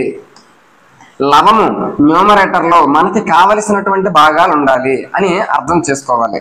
నెక్స్ట్ మూడోది, కింది వాటిని గుణించండి, సూక్ష్మ రూపంలో రాయండి, మిశ్రమ భిన్నంలోకి రాయండి.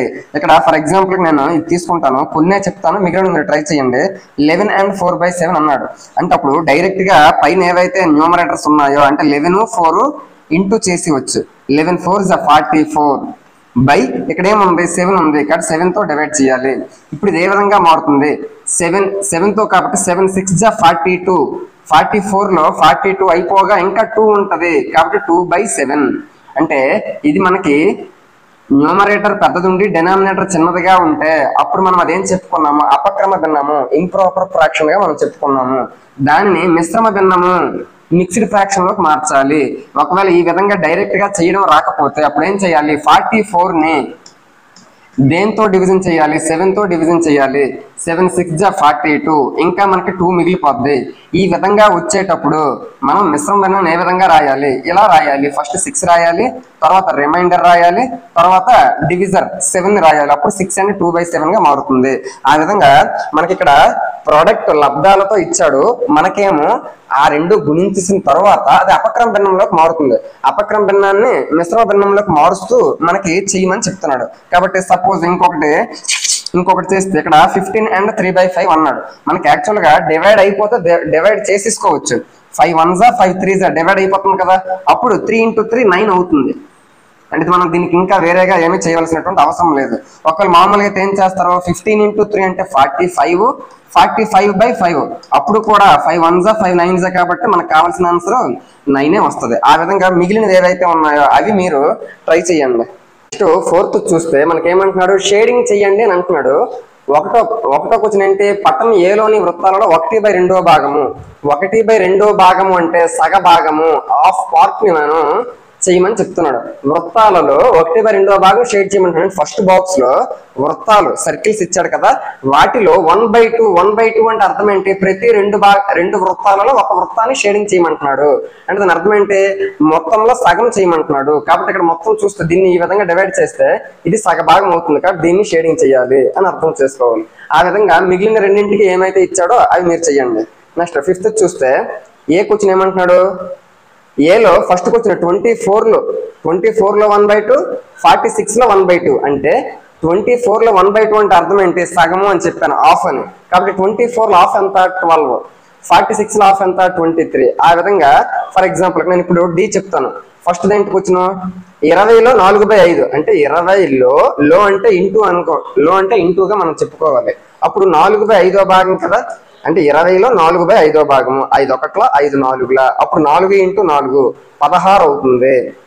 నెక్స్ట్ 35లో 4/5 భాగము, సేమ్ 5 1ల 5 7ల 7 4ల 28 వస్తుంది. ఆ విధంగా ఏది అడిగినప్పుడు సపోజ్ 50లో 2/4 భాగము అని అన్నాడు అని అనుకోండి, అప్పుడు ఇదే విధంగా చేయాలి మనము. 2 1ల 2 2ల 2 1ల 2 25ల, అప్పుడు ఏమొచ్చింది మనకి? 25 వచ్చింది.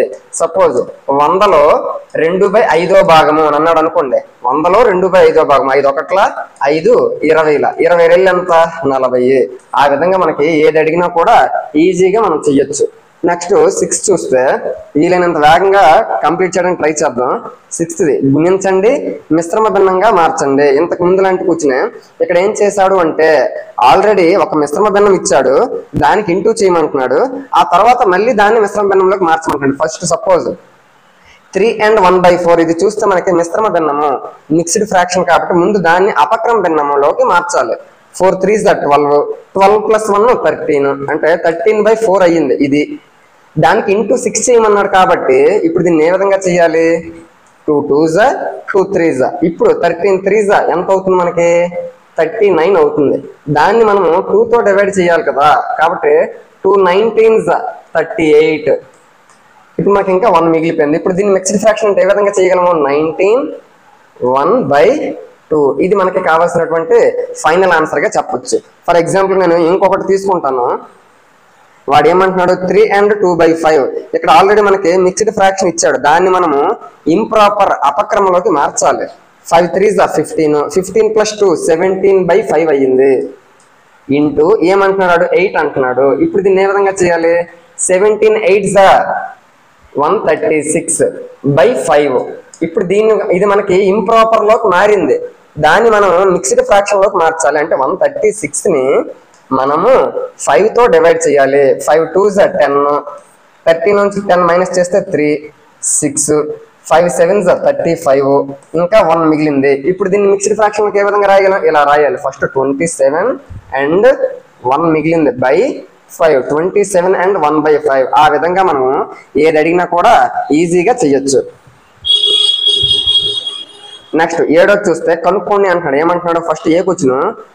ఫస్ట్ది 2 and 3/4లో 1/2 అంటే మనకి 2 and 3/4లో 1/2 భాగం కనుక్కోమంటున్నాడు. అంటే సగ భాగం కనుక్కోమని చెప్తున్నాడు. మనకి ఇది మిక్స్డ్ ఫ్రాక్షన్ లో ఇచ్చాడు, దాన్ని ఇంప్రాపర్ ఫ్రాక్షన్ లోకి మనం మార్చాలి. 4 2s 8, 8 + 3 11, 11/4 ఇంటూ 11/4 ఇంటూ 1/2. ఇప్పుడు ఈ విధంగా రెండు భిన్నాలు ప్రొడక్ట్ చేయాలి అంటే, లబ్ధం చేయాలంటే డైరెక్ట్ గా లవాలు ఇంటూ చేయొచ్చు. 11 1s 11 బై హారాలు ఇంటూ చేయొచ్చు. 4 2s 8. ఇప్పుడు ఏమైంది? 11/8 వచ్చింది. 11/8 లవమేమో పెద్దది, హారమేమో చిన్నది, కాబట్టి ఇది మనకి అపక్రమ భిన్నంగా చెప్పొచ్చు. అపక్రమ భిన్నాన్ని మిశ్రమ భిన్నంలోకి మార్చాలి. 8 1s 8, 8 తోటి డివైడ్ చేస్తే 11ని 8 1s 8, ఇంకా 3 మిగిలిపోద్ది, కాబట్టి 3/8. ఇది మనకి కావలసినటువంటి ఫైనల్ ఆన్సర్ గా చెప్పొచ్చు. సేమ్ అందులోనే ఇంకోటి ఏంటంటున్నాడు?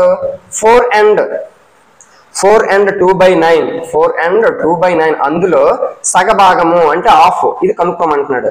మనం దీని ముందు మిశ్రమమైన అపక్రమంలోకి మారుద్దాం. 9 4 36, 36 + 2 38, 38/9 ఇంటూ 1/2, 2 1s 2 19s. అంటే లవం పై నుండి హారము ఎక్కడున్నా కూడా లవహారాలు రెండు కూడా డివైడ్ అయితే డివైడ్ చేయొచ్చు. అంటే హారాలు రెండు డివైడ్ చేయలేము, లవాలు రెండు డివైడ్ చేయలేము. లవం ఒకటి హారం ఒకటి ఎక్కడ ఎంత దూరంలో ఉన్నా కూడా మనం డివైడ్ చేయొచ్చు. అప్పుడు 19/9 వచ్చింది.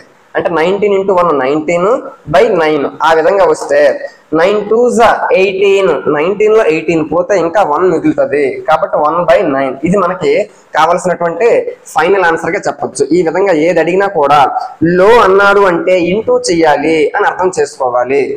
నెక్స్ట్ 8వ క్వశ్చన్, ఇందులో లాస్ట్ ది ఎక్సర్సైజ్ లో విద్య ప్రతాప్ పిక్నిక్ వెళ్ళారు. వారికి వాళ్ళ తల్లి 5 లీటర్ల నీళ్లు గల బాటిల్ ఇచ్చింది. అంటే ఆ బాటిల్ 5 లీటర్ల సామర్థ్యం కలిగినటువంటి బాటిల్.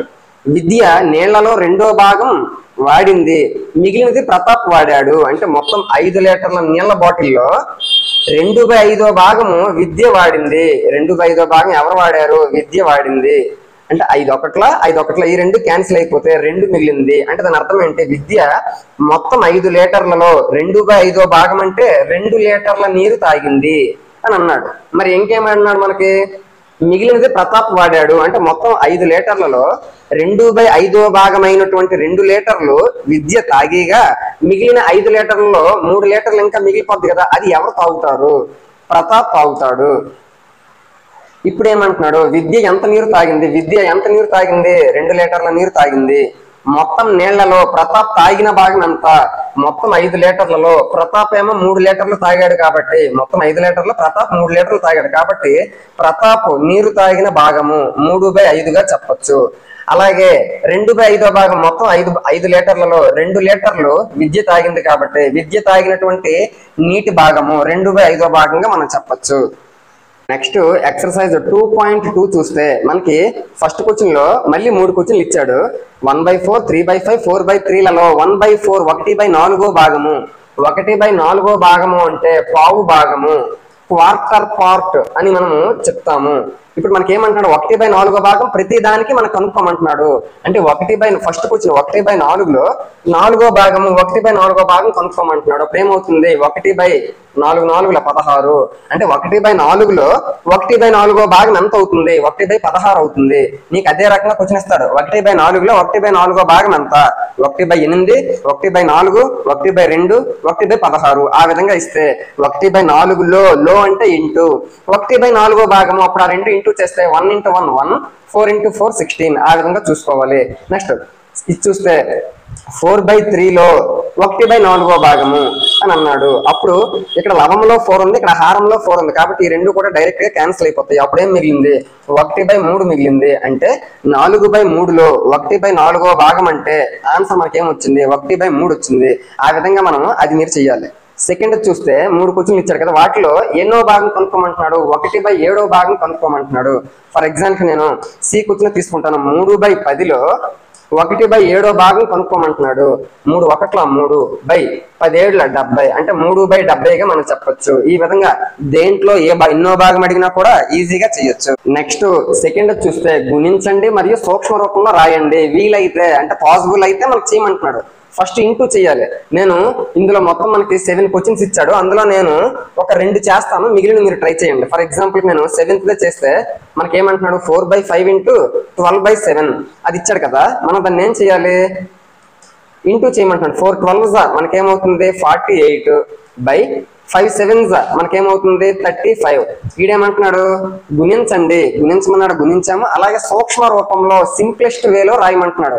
అంటే ఆ రెండు మనకి డివైడ్ అయితే డివైడ్ చేయాలి అని అంటున్నాడు. ఇక్కడ మనకి 48 35 దేనితో కూడా డివైడ్ అవ్వవు కాబట్టి మనకి ఇదే మనకి సింప్లెస్ట్ ఫార్మ్ గా మనం చెప్పొచ్చు. ఫర్ ఎగ్జాంపుల్ కి ఇక్కడ థర్డ్ చూస్తే 3/8 × 6/4 ఇది అన్నాడు. మనకి 3 6 ఏమవుతుంది? 18/8 4 32. ఇప్పుడు మనం కరెక్ట్ గా చూస్తే 18/32 అంటే 2తో డివైడ్ అవుతుంది. 2 9s 2 16s అంటే మనకి ఫైనల్ ఆన్సర్ ఏమొచ్చింది? 9/16. అంటే అలాగా ఎంత వరకు డివైడ్ అయితే అంతవరకు డివైడ్ చేయాలి. ఫైనల్ గా డివైడ్ చేయనంత వరకు ఏదైతే ఫైనల్ గా వస్తుందో దాన్నే మనము సూక్ష్మ రూపము సింప్లెస్ట్ ఫార్మ్ గా మనం చెప్పొచ్చు. మనము ఈ విధంగా ఇంటూ చేయకుండా డైరెక్ట్ గా మనకు కావాల్సిన ఆన్సర్ 9/16 ఏ విధంగా వస్తుందో చూడడం. ఎక్కడే మనకి అవకాశం ఉంటే ఇక్కడే మనం డివైడ్ చేయాలి. 2 3s 2 2s ఆ విధంగా డివైడ్ చేసి ఇప్పుడు చూడు 3 × 3 9, 8 2s 16 మనకు కావాల్సినటువంటి 9/16 వచ్చింది. అంటే ఇక్కడ చిన్న చిన్న నెంబర్లు కాబట్టి చేస్తావు. ఒకవేళ పెద్ద నెంబర్లు ఇస్తే గుణించడానికి ముందే అంటే గుణించడానికంటే ముందే డివైడ్ చేస్తే మనకి సింప్లెస్ట్ ఫార్మ్ అనేది ఈజీగా వస్తుంది. ఆ విషయాన్ని అర్థం చేసుకోవాలి. మిగిలిన మీరు కొంతవరకు ట్రై చేయండి. ఇప్పుడు సెకండ్ చూస్తే కింది భిన్నాలను గుణించండి అని అంటున్నాడు. సేమ్ ఇక్కడ మనకి ఇంతకు ముందు డైరెక్ట్ గా ఫ్రాక్షన్స్ ఇచ్చాడు, ఎక్కడేమో మిక్స్డ్ ఫ్రాక్షన్స్ తో కొన్ని ఇచ్చాడు. నేను ఒక 2 చెప్తాను, ఈ 2 నేను చెప్తాను చూడండి. 3/2 అన్నాడు అంటే 3/2ను 3/2 లాగే ఉంచాలి. ఇంటూ ఇది మనకి ఏ రకంగా ఉంది, మిశ్రమ భిన్నము మిక్స్డ్ ఫ్రాక్షన్ లో ఉంది. దాన్ని మనము అపక్రమ భిన్నంలోకి మార్చాలి. 3 5s 15, 15 + 1 16/3. ఇప్పుడు చూస్తే లవంలో 3 ఉంది, హారంలో 3 ఉంది, ఈ 2 క్యాన్సిల్ అవుతాయి. ఇక్కడ లవంలో 2 ఉంది, 2 8s అంటే ఫైనల్ గా ఆన్సర్ ఏమొచ్చింది 8 అనేది వచ్చింది. ఆ విధంగా మనం ఇంటూ చేసుకోవాలి. నెక్స్ట్ ఇక్కడ చూస్తే మిక్స్డ్ ఫ్రాక్షన్ ఉంది. 7 3s 21, 21 + 4 25/7 ఇంటూ 3/5 మనకి డివైడ్ అవుతుంది. 5 1s 5 5s. ఇప్పుడు చూస్తే 5 3s 15/7. 15/7 అంటే మనకి ఆన్సర్ ఇది ఇస్తే పర్వాలేదు. ఒకవేళ ఇది ఇవ్వని సందర్భంలో మనకు ఒకవేళ మిక్స్డ్ ఫ్రాక్షన్ ఇచ్చాడు అనుకోండి, అప్పుడు ఏ విధంగా చేయాలి, 7 2s 14 అంటే 7 తో 15 డివైడ్ చేస్తే 2 టైమ్స్ క్యాన్సిల్ అవుతుంది, 14 అయ్యింది. ఇంకా మనకు 1 మిగిలింది కాబట్టి 1/7 2 and 1/7 గా మనం చెప్పచ్చు. అది మనకి ఇందులో ఉండేటటువంటి కాన్సెప్ట్ గా మనం చెప్పుకోవచ్చు. నెక్స్ట్ ఫోర్త్ చూస్తే ఏది పెద్దది, విచ్ వన్ ఈజ్ గ్రేటర్, ఏది పెద్దది అని అంటున్నాడు. అంటే 3/4లో 2/7 పెద్దదా లేదా 5/8లో 3/5 పెద్దదా అని అంటున్నాడు. ఫర్ ఎగ్జాంపుల్ నేను ఫస్ట్ క్వశ్చన్ చూస్తాను. ఇది కొంచెం ఇంపార్టెంట్ మోడల్ గానే మనం చెప్పొచ్చు. 3/4లో అంటే 3/4లో 2/7 ఇది ఒక పక్కన ఉంచండి, అది పెద్దదా లేకపోతే 5/8లో 3/5 ఇది పెద్దదా అని అంటున్నాడు. మనం ఒకసారి చూస్తే ఇక్కడ 5 క్యాన్సిల్ అవుతుంది. అంటే ఇక్కడ ఏం మిగిలింది 3/8 మిగిలింది. ఇక్కడ చూస్తే 2 1s 2 2s అంటే ఇక్కడ ఏం మిగిలింది 3 1s 3/2 7s 14. ఇక్కడేమో 3/14 మిగిలింది, ఇక్కడేమో 3/8 మిగిలింది. మనం ఒకటే గుర్తుపెట్టుకోవాలి, ఇంతకు ముందే చెప్పాను, హారాలు సమానమైతే లవములో ఏది పెద్దదో అదే పెద్దది, ఏది చిన్నదో అదే చిన్నది. ఒకవేళ దానికి రివర్స్ హారాలు సమానం కాకుండా లవాలు సమానమైతే అప్పుడు హారంలో ఏదైతే పెద్దదిలాగా ఉంటుందో అదే చిన్నది, ఏదైతే చిన్నదిలాగా ఉంటుందో అదే పెద్దది అని రివర్స్ లో మనం చెప్పుకున్నాం ఆల్రెడీ. ఈ విధంగా చెప్పుకున్నాం. ఒకవేళ మీకు అది గుర్తుకు రాకపోతే ఇక్కడ 3/14 వచ్చింది, ఇక్కడేమో 3/8 వచ్చింది. అంటే మీరు హారాలు సమానంగా ఉన్న ఇవేవి మీకు గుర్తు లేకపోతే అప్పుడు ఏం చేయాలో నేను చెప్పాను. లవంలో 0 పెట్టుకుంటే ఇప్పుడు డివైడ్ చేయండి. ఇక్కడ చూస్తే ఇక్కడ 30 ఉంది, 14 ఉంది.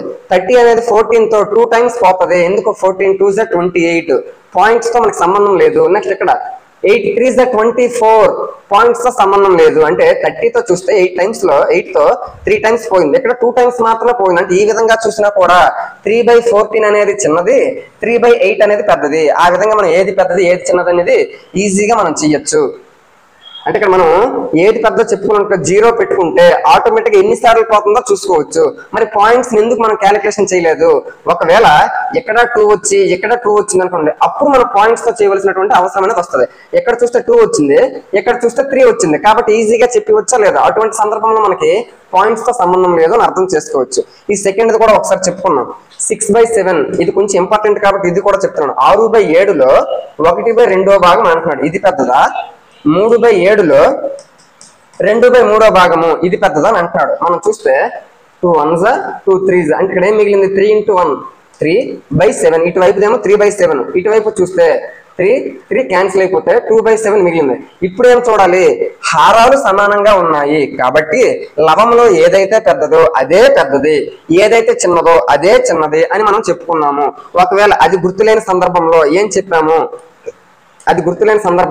చెప్పాము, పైన 0 పెట్టుకుంటే చాలు. ఇక్కడ 30 ఉంది, ఇక్కడ 7 ఉంది. 7 4s 28 4 టైమ్స్ పోయింది 7 తో. ఇక్కడ చూస్తే 7 2s 14 అంటే మనకి ఇక్కడ 4 వచ్చింది, ఇక్కడేమో 2 వచ్చింది. కాబట్టి 4 అనేది పెద్దది కాబట్టి 3/7 అనేది 2/7 కంటే పెద్దదిగా మనం చెప్పొచ్చు. ఆ విధంగా ఏది పెద్దది ఏది చిన్నది అంటే కన్ఫ్యూజన్ అవ్వకుండా ఉండాలి అంటే లవంలో 0 పెట్టుకుంటే మనకి ఆటోమేటిక్ గా ఏది పెద్దది ఏది చిన్నది అనేది ఈజీగా చెప్పొచ్చు. నెక్స్ట్ క్వశ్చన్ చూస్తే ఫిఫ్త్ది మనకి డైరెక్ట్ గా భిన్నాలను గుణించమని అడగకుండా మనకి ఈ విధంగా ఒక థియరిటికల్ క్వశ్చన్ లాగా అడిగి అందులో మనకి కొన్ని ఇంక్లూడ్ అయి ఉంటాయి, వాటిని మనం సాల్వ్ చేస్తే ఆన్సర్ అనేది ఈజీ అవుతుంది. శైలి తన తోటలో ఒక వరుసలో 4 మొక్కలు నాటింది. పక్క పక్కనే ఉన్న 2 మొక్కల మధ్య దూరము 3/4 మీటర్లు. అంటే ప్రతి 2 మొక్కల మధ్యలో 3/4 మీటర్ల దూరం ఉందని అంటున్నాడు. అయితే మొదటి మరియు చివరి మొక్కల మధ్య దూరం ఎంత అని అంటున్నాడు. ఈ విధంగా 4 మొక్కలు నాటింది. ప్రతి మొక్కకి అంటే 2 మొక్కల మధ్యలో దూరము 3/4 మీటర్లు అంటున్నాడు.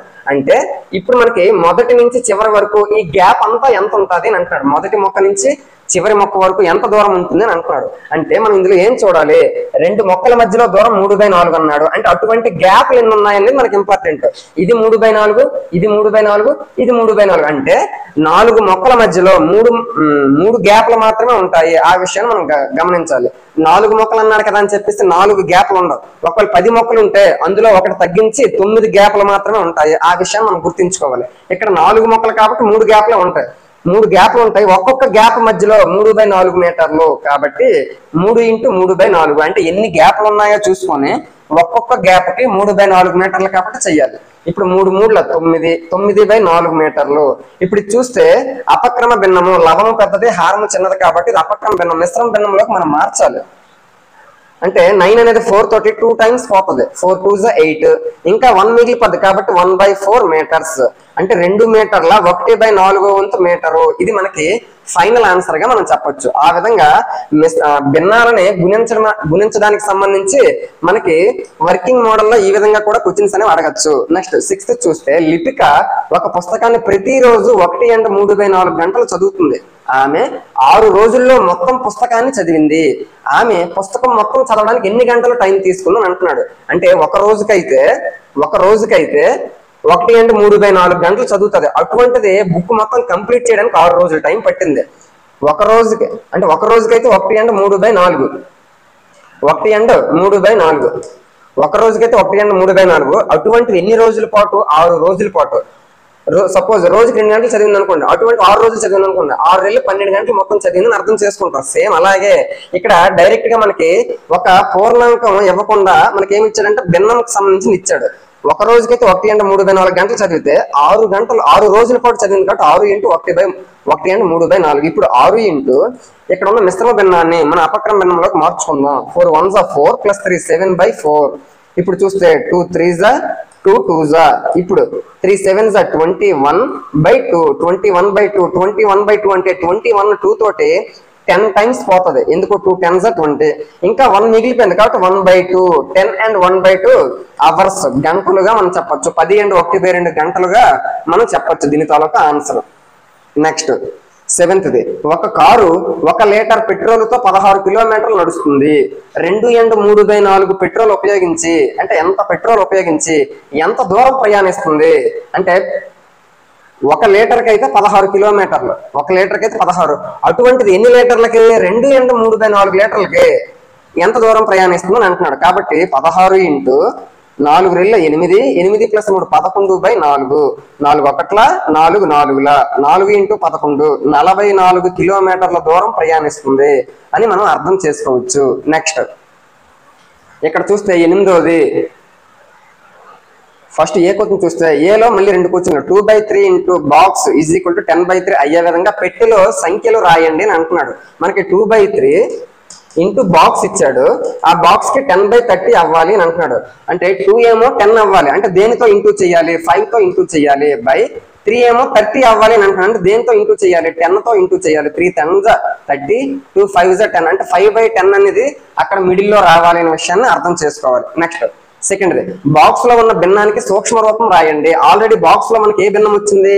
5/10 వచ్చింది. దీనికి సూక్ష్మ రూపము సింప్లెస్ట్ ఫార్మ్ రాయమంటున్నాడు. సింప్లెస్ట్ ఫార్మ్ అంటే ఎంతవరకు అయితే డివైడ్ చేయడానికి ఛాన్స్ ఉందో అంతవరకు మనం డివైడ్ చేయాలి. 5 1s are 5 2s are అంటే 1/2. 1/2 అనేది ఇంకా దేంతో డివైడ్ అయ్యే ఛాన్స్ లేదు కాబట్టి 1/2 అనేది సూక్ష్మ రూపంగా మనం చెప్పొచ్చు. నెక్స్ట్ సేమ్ పైన ఉన్న క్వశ్చన్ లాంటిదే ఇది కూడా. ఇక్కడ 3 ఏమో 24 అయినా దేంతో ఇంటూ చేయాలి? 8 తో ఇంటూ చేయాలి. 5 ఏమో 75 అయింది అంటే 5 15 75. 8/15 8/15 అనేది బాక్స్ లో రావాలి. దానికి సూక్ష్మ రూపం రాయండి అని అంటారు. 8/15 8 15 దేంతోని మనకి డివైడ్ అవ్వవు కాబట్టి ఇదే మనకి సూక్ష్మ రూపము, సింప్లెస్ట్ ఫార్మ్ గా చెప్పొచ్చు. ఆ విధంగా మనకి ఏది అడిగినా కూడా ఈజీగా చేయొచ్చు. నెక్స్ట్ ఇక్కడ చూస్తే ఏమంటున్నాడు, ఒకటేమో నార్మల్ గా ఉన్న నెంబర్ ఇచ్చాడు, ఇంకొకటేమో ఫ్రాక్షన్ ఇచ్చాడు, మధ్యలో డివిజన్ ఇచ్చాడు. అంటే భాగాహారానికి సంబంధించి మనకు రావాలి. ఫస్ట్ది ఇందులో నేను ఒక 2 చెప్తాను, మిగిలిన మీరు ట్రై చేయండి. ఫస్ట్ ఏమంటున్నాడు 12 డివైడెడ్ బై, నేను ఒకటి గుర్తు పెట్టుకుంటాను, ఎక్కడైతే డివైడెడ్ బై సింబల్ ఉందో అక్కడ నేను ఇంటూగా రాసుకొని దాని తరువాత వచ్చేదాన్ని రివర్స్ చేస్తాను. అది ఒకటి గుర్తు పెట్టుకుంటే చాలా ఈజీగా చేయొచ్చు. 3/4 ఏమో ఇంటూగా నేను డివిజన్ ఇంటూగా మార్చేశాను కాబట్టి 3/4 ఏమో 4/3 గా మారుతుంది. అప్పుడు 3 1s 3 4s 4 into 4 ఏమవుతుంది 16 అనేది మనకు కావాల్సిన ఆన్సర్ గా చెప్పచ్చు. ఒకవేళ ఇక్కడ సపోజ్ ఇది చూస్తే 5 అలా ఉంచండి, 5 divided by 3 and 4/7 3 and 4/7 mixed fraction లో ఉంది, దాన్ని మనము అపక్రమ భిన్నము ఇంప్రాపర్ లోకి మారుద్దాం. 7 3s 21 21 + 4 25/7 25/7 వచ్చింది. ఇప్పుడు ఇక్కడ డివైడెడ్ బై ఉంది కదా, ఆ డివైడెడ్ బై నేను ఇంటూగా మార్చుకుంటే దాని తర్వాత వచ్చే నెంబర్ ని నేను రివర్స్ చేస్తాను. 5 డివైడెడ్ బై ఇంటూగా మారిస్తే తర్వాత వచ్చే ఫ్రాక్షన్ రివర్స్ చేస్తాను. అప్పుడు ఏమవుతుంది 7/25 అవుతుంది.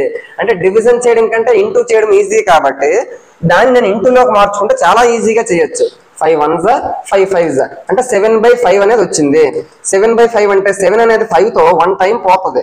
ఇంకా మనకి 5 1s 5 7 లో 5 అయిపోతే ఇంకా మనకి 2 మిగులుతుంది కాబట్టి 1 and 2/5 అనేది మనకి కావాల్సిన ఆన్సర్ గా చెప్పొచ్చు.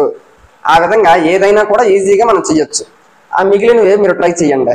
సెకండ్ చూస్తే క్రింది ప్రతి భిన్నం యొక్క వ్యుత్క్రమం కనుక్కోండి. వ్యుత్క్రమము అంటే రెసిప్రోకల్, వ్యుత్క్రమం అంటే రెసిప్రోకల్ కనుక్కోండి. వ్యుత్క్రమాల్లో క్రమభిన్నాలు, అపక్రమ భిన్నాలు మరియు పూర్ణాంకాలుగా వర్గీకరించండి అని అంటున్నాడు. అంటే మనకి క్రమభిన్నాలు, క్రమభిన్నం అంటే ఏమిటి, <1 ఉంటే క్రమభిన్నము. అపక్రమ భిన్నం అంటే ఏంటి, greater than or equal to 1 అంటే ఒకటైనా ఉండొచ్చు, ఒకటి కంటే ఎక్కువైనా ఉండొచ్చు. అటువంటివన్నీ కూడా మనకి ఇంప్రాపర్ అపక్రమ భిన్నాలు. ఒకటి కంటే తక్కువగా ఉండేది మాత్రమే క్రమభిన్నము. కాబట్టి <1 అంటే ప్రాపర్ ఫ్రాక్షన్ క్రమభిన్నము, <1 అంటే అపక్రమ ఇంప్రాపర్ ఫ్రాక్షన్ గా మనం చెప్పొచ్చు. ఫర్ ఎగ్జాంపుల్ వాడు ఏమంటున్నాడు, వ్యుత్క్రమం కనుక్కోండి, వ్యుత్క్రమాలను క్రమభిన్నాలుగా రాయండి. ఇప్పుడు 9/7 ఉంది, 9/7 తాలూకా వ్యుత్క్రమము ఏమవుతుంది, దానికి రివర్స్ అవుతుంది. వ్యుత్క్రమము అంటే రివర్స్ చేయాలి. ఇప్పుడు సపోజ్ ఏ ఉంది, ఏకి వ్యుత్క్రమం అంటే 1/a అవుతుంది. వ్యుత్క్రమం అంటే ఏమిటి అంటే ఏ 2 ఇంటూ చేస్తే, ఇప్పుడు సపోజ్ ఏ ఉంది 1/a ఉంది, ఈ 2 ఇంటూ చేస్తే 1 రావాలి. ఆ విధంగా వస్తే ఆ 2 నెంబర్లని ఒకదానికొకటే వ్యుత్క్రమాలుగా చెప్పొచ్చు. కాబట్టి ఏకి వ్యుత్క్రమం 1/a అవుతుంది, 1/aకి వ్యుత్క్రమము రెసిప్రోకల్ ఏమో a అవుతుంది. సేమ్ ఆ విధంగానే మనం ఇప్పుడు చెయ్యాలి. 9/7 కి వ్యుత్క్రమం రెసిప్రోకల్ ఏమవుతుంది 7/9 అవుతుంది. ఇప్పుడు 7/9 ఏమంటున్నాడు, ఇది క్రమభిన్నం అవుతుందా, అపక్రమ భిన్నం అవుతుందా, మరి పూర్ణాంకాలుగా వర్గీకరించండి అని అంటున్నాడు. మనం కరెక్ట్ గా చూస్తే 7/9 క్రమభిన్నం అంటే ఏమిటి, లవము చిన్నదుండి హారము పెద్దది ఉంటే అది మనకి క్రమభిన్నం అవుతుంది. అప్పుడు దాని తాలూకా విలువ 1 కంటే తక్కువ ఉంటుంది. లవము చిన్నది, హారం పెద్దది కాబట్టి ఇది క్రమభిన్నం అవుతుంది. ప్రాపర్ ఫ్రాక్షన్ ఇది, సారీ ఇది కాదు, ఇది మనం చేసాం కదా ఇది. సపోజ్ ఇప్పుడు చూస్తే 7th చూద్దాం, 1/11 అన్నాడు. దీనికి రెసిప్రోకల్ వ్యుత్క్రమం ఏమవుతుంది 11/1 అవుతుంది. 11/1 అన్నా హారంలో ఒకటి ఉన్నా ఒకటే, లేకపోయినా ఒకటే. కాబట్టి మనకి వ్యుత్క్రమం ఏమవుతుందంటే 11 అవుతుంది. 11 మనకి క్రమభిన్నమా, అపక్రమ భిన్నమా, పూర్ణాంకమా, పూర్ణాంకంలోకి వెళ్తాది. కాబట్టి మనకేమవుతుంది, ఇది పూర్ణాంకం అవుతుంది, హోల్ నెంబర్ అవుతుంది. ఆ విధంగా దేనికి దానికి రెసిప్రోకల్ రాసి అది క్రమభిన్నం అవుతుందా, అపక్రమ భిన్నం అవుతుందా, పూర్ణాంకం అవుతుందా మనకి క్లియర్ గా కనుక్కొని చెప్పమంటున్నాడు. నెక్స్ట్ థర్డ్ చూస్తే ఏమంటున్నాడు, కనుక్కోండి. ఫస్ట్ది 7/3 డివైడెడ్ బై 2 అన్నాడు. మన సేమ్ ఇంతకుముందు ఏం చెప్పాను, 7/3ని 2 తో డివైడ్ చేయమని చెప్తున్నాడు. నాకు డివిజన్ చేయడం కష్టంగా ఉంటది కాబట్టి నేను దాన్ని ఇంటూలోకి మార్చుకుంటాను. అప్పుడు ఏమవుతుంది 7/3 ఇంటూ, ఇక్కడ 2కి కింద ఏమీ లేదంటే 1 ఉన్నట్టే కదా, దాన్ని రివర్స్ చేయమని ఇంతకు ముందే చెప్పాను. కాబట్టి అప్పుడు ఏమవుతుంది 1/2 అవుతుంది. ఇప్పుడు ఓవరాల్ గా ఏమవుతుంది 7 1s 7 3 2s 6 7/6. కాబట్టి 6 తో డివైడ్ చేస్తే 6 1s 6, ఇంకా 1 మిగిలిపోద్ది కాబట్టి 1/6. ఓవరాల్ గా 1 and 1/6 వచ్చింది. ఫర్ ఎగ్జాంపుల్ ఇప్పుడు నేను 3 చెప్తాను. 3 చెప్తే 6/13 డివిజన్ పోయి ఇంటూ రాస్తాను. అప్పుడు 7కి రెసిప్రోకల్ 1/7 అవుతుంది. అది మనకు ఆ విధంగా డివైడ్ చేసుకోవచ్చు. ఇప్పుడు 3 1s 3 2s ఫైనల్ గా 2 × 1 2/7 2/7 అనేది మనకి కావాల్సినటువంటి ఫైనల్ ఆన్సర్ గా చెప్పొచ్చు. ఆ విధంగా సపోజ్ ఇంకొకటి మనం చెప్పుకుందాం. ఫర్ ఎగ్జాంపుల్ 6th చూద్దాం. 4 and 3/7 అంటున్నాడు, డివైడెడ్ బై 7 అంటున్నాడు. ఫస్ట్ డివైడెడ్ బై అలా ఉంచండి. ఇటువైపు మనకి మిక్స్డ్ ఫ్రాక్షన్ ఇచ్చాడు, దాన్ని ఇంప్రాపర్ లోకి మారుద్దాం. 7 4s 21 21 + 3 24 sorry 7 4s 28 28 + 3 31 31/7 divided by place లో ఇంటూ పెడితే అప్పుడు 7 ఏమో రివర్స్ అవుతుంది, అంటే 1/7 అవుతుంది అని అర్థం చేసుకోవచ్చు. అప్పుడు 31 × 31 31 × 1 31 7 7s 49 అంటే ఫైనల్ ఆన్సర్ ఏమొచ్చింది 31/49 వచ్చింది. ఆ విధంగా ఏది అడిగినా కూడా మనము ఈజీగా చేయొచ్చు, అది గుర్తుపెట్టుకోవాలి. అది థర్డ్ది. 4th చూస్తే మనకి ఇప్పుడు ఏం చేశాడు, రెండు భిన్నాలే ఇచ్చాడు. 2/5 అక్కడ డివైడెడ్ బై ఇచ్చాడు, డివైడెడ్ బై నేను ఎందులోకి మార్చుకుని ఇంటూలోకి మార్చుకుంటాను. అప్పుడు దాని తర్వాత వచ్చేది రివర్స్ అవుతుంది. 1/2 అంటే అర్థం ఏంటి, 2/1 అనే కదా. ఇప్పుడు 2 2s 4 5 1s 5 4/5 అనేది ఫైనల్ ఆన్సర్ గా చెప్పొచ్చు. ఫర్ ఎగ్జాంపుల్ ఇప్పుడు నేను 4th తీసుకుంటాను. 4th తీసుకుంటే ఫస్ట్ దేని ఇచ్చాడు, మనకి మిక్స్డ్ ఫ్రాక్షన్ ఇచ్చాడు, దాన్ని ఇంప్రాపర్ లోకి మారుతాం. 3 2s 6 6 + 1 7/3 అంటే ఇదంతా చేస్తే 7/3 వచ్చింది. ఇక్కడ డివిజన్ ఉంది, నేను ఇంటూలోకి మార్చుకుంటాను. అప్పుడు 3/5 ఏమో 5/3 గా మారుతుంది. 7 5s 35 3 3s 9 35/9 అంటే 9 3s 27 35 లో 27 పోతే 8 మిగులుతుంది, కాబట్టి 8/9 ఇది మనకి కావాల్సినటువంటి ఆన్సర్ గా చెప్పొచ్చు. ఫర్ ఎగ్జాంపుల్ ఇక్కడ 8th చూస్తే ఇంకా కొంచెం డిఫికల్టీ లెవెల్. ఎక్కడ అపక్రమ భిన్నం ఇచ్చాడు, ఎక్కడ మిశ్రమ ఇచ్చాడు. 2 and 1/5 అంటున్నాడు. 5 2s 10 10 + 1 11/5 డివైడెడ్ బై ఇక్కడ 1 and 1/5 అంటే 5 1s 5 5 + 1 6 6/5. ఇప్పుడు చూస్తే ఇక్కడ డివిజన్ నేను ఇంటూలోకి మార్చుకుంటాను. 11/5 డివిజన్ ఇంటూలోకి మార్చుకుంటే తర్వాత ఉన్నదాన్ని రివర్స్ చేయాలి. 5/6 అవుతుంది. 5 5 క్యాన్సిల్, ఎందుకు లవంలో ఉంది హారంలో ఉంది, క్యాన్సిల్ అయిపోయి 11/6 అంటే 6 1s 6 ఇంకా 5 ఉండిపోద్ది, కాబట్టి 11 లో 6 పోతే 5 ఉండిపోద్ది. 5/6 1 and 5/6 అనేది మనకు కావాల్సినటువంటి ఆన్సర్ గా మనం చెప్పొచ్చు. ఈ విధంగా ఏ రకమైనటువంటి భిన్నాలనైనా మనం భాగాహారము చాలా చాలా ఈజీగా చెయ్యొచ్చు.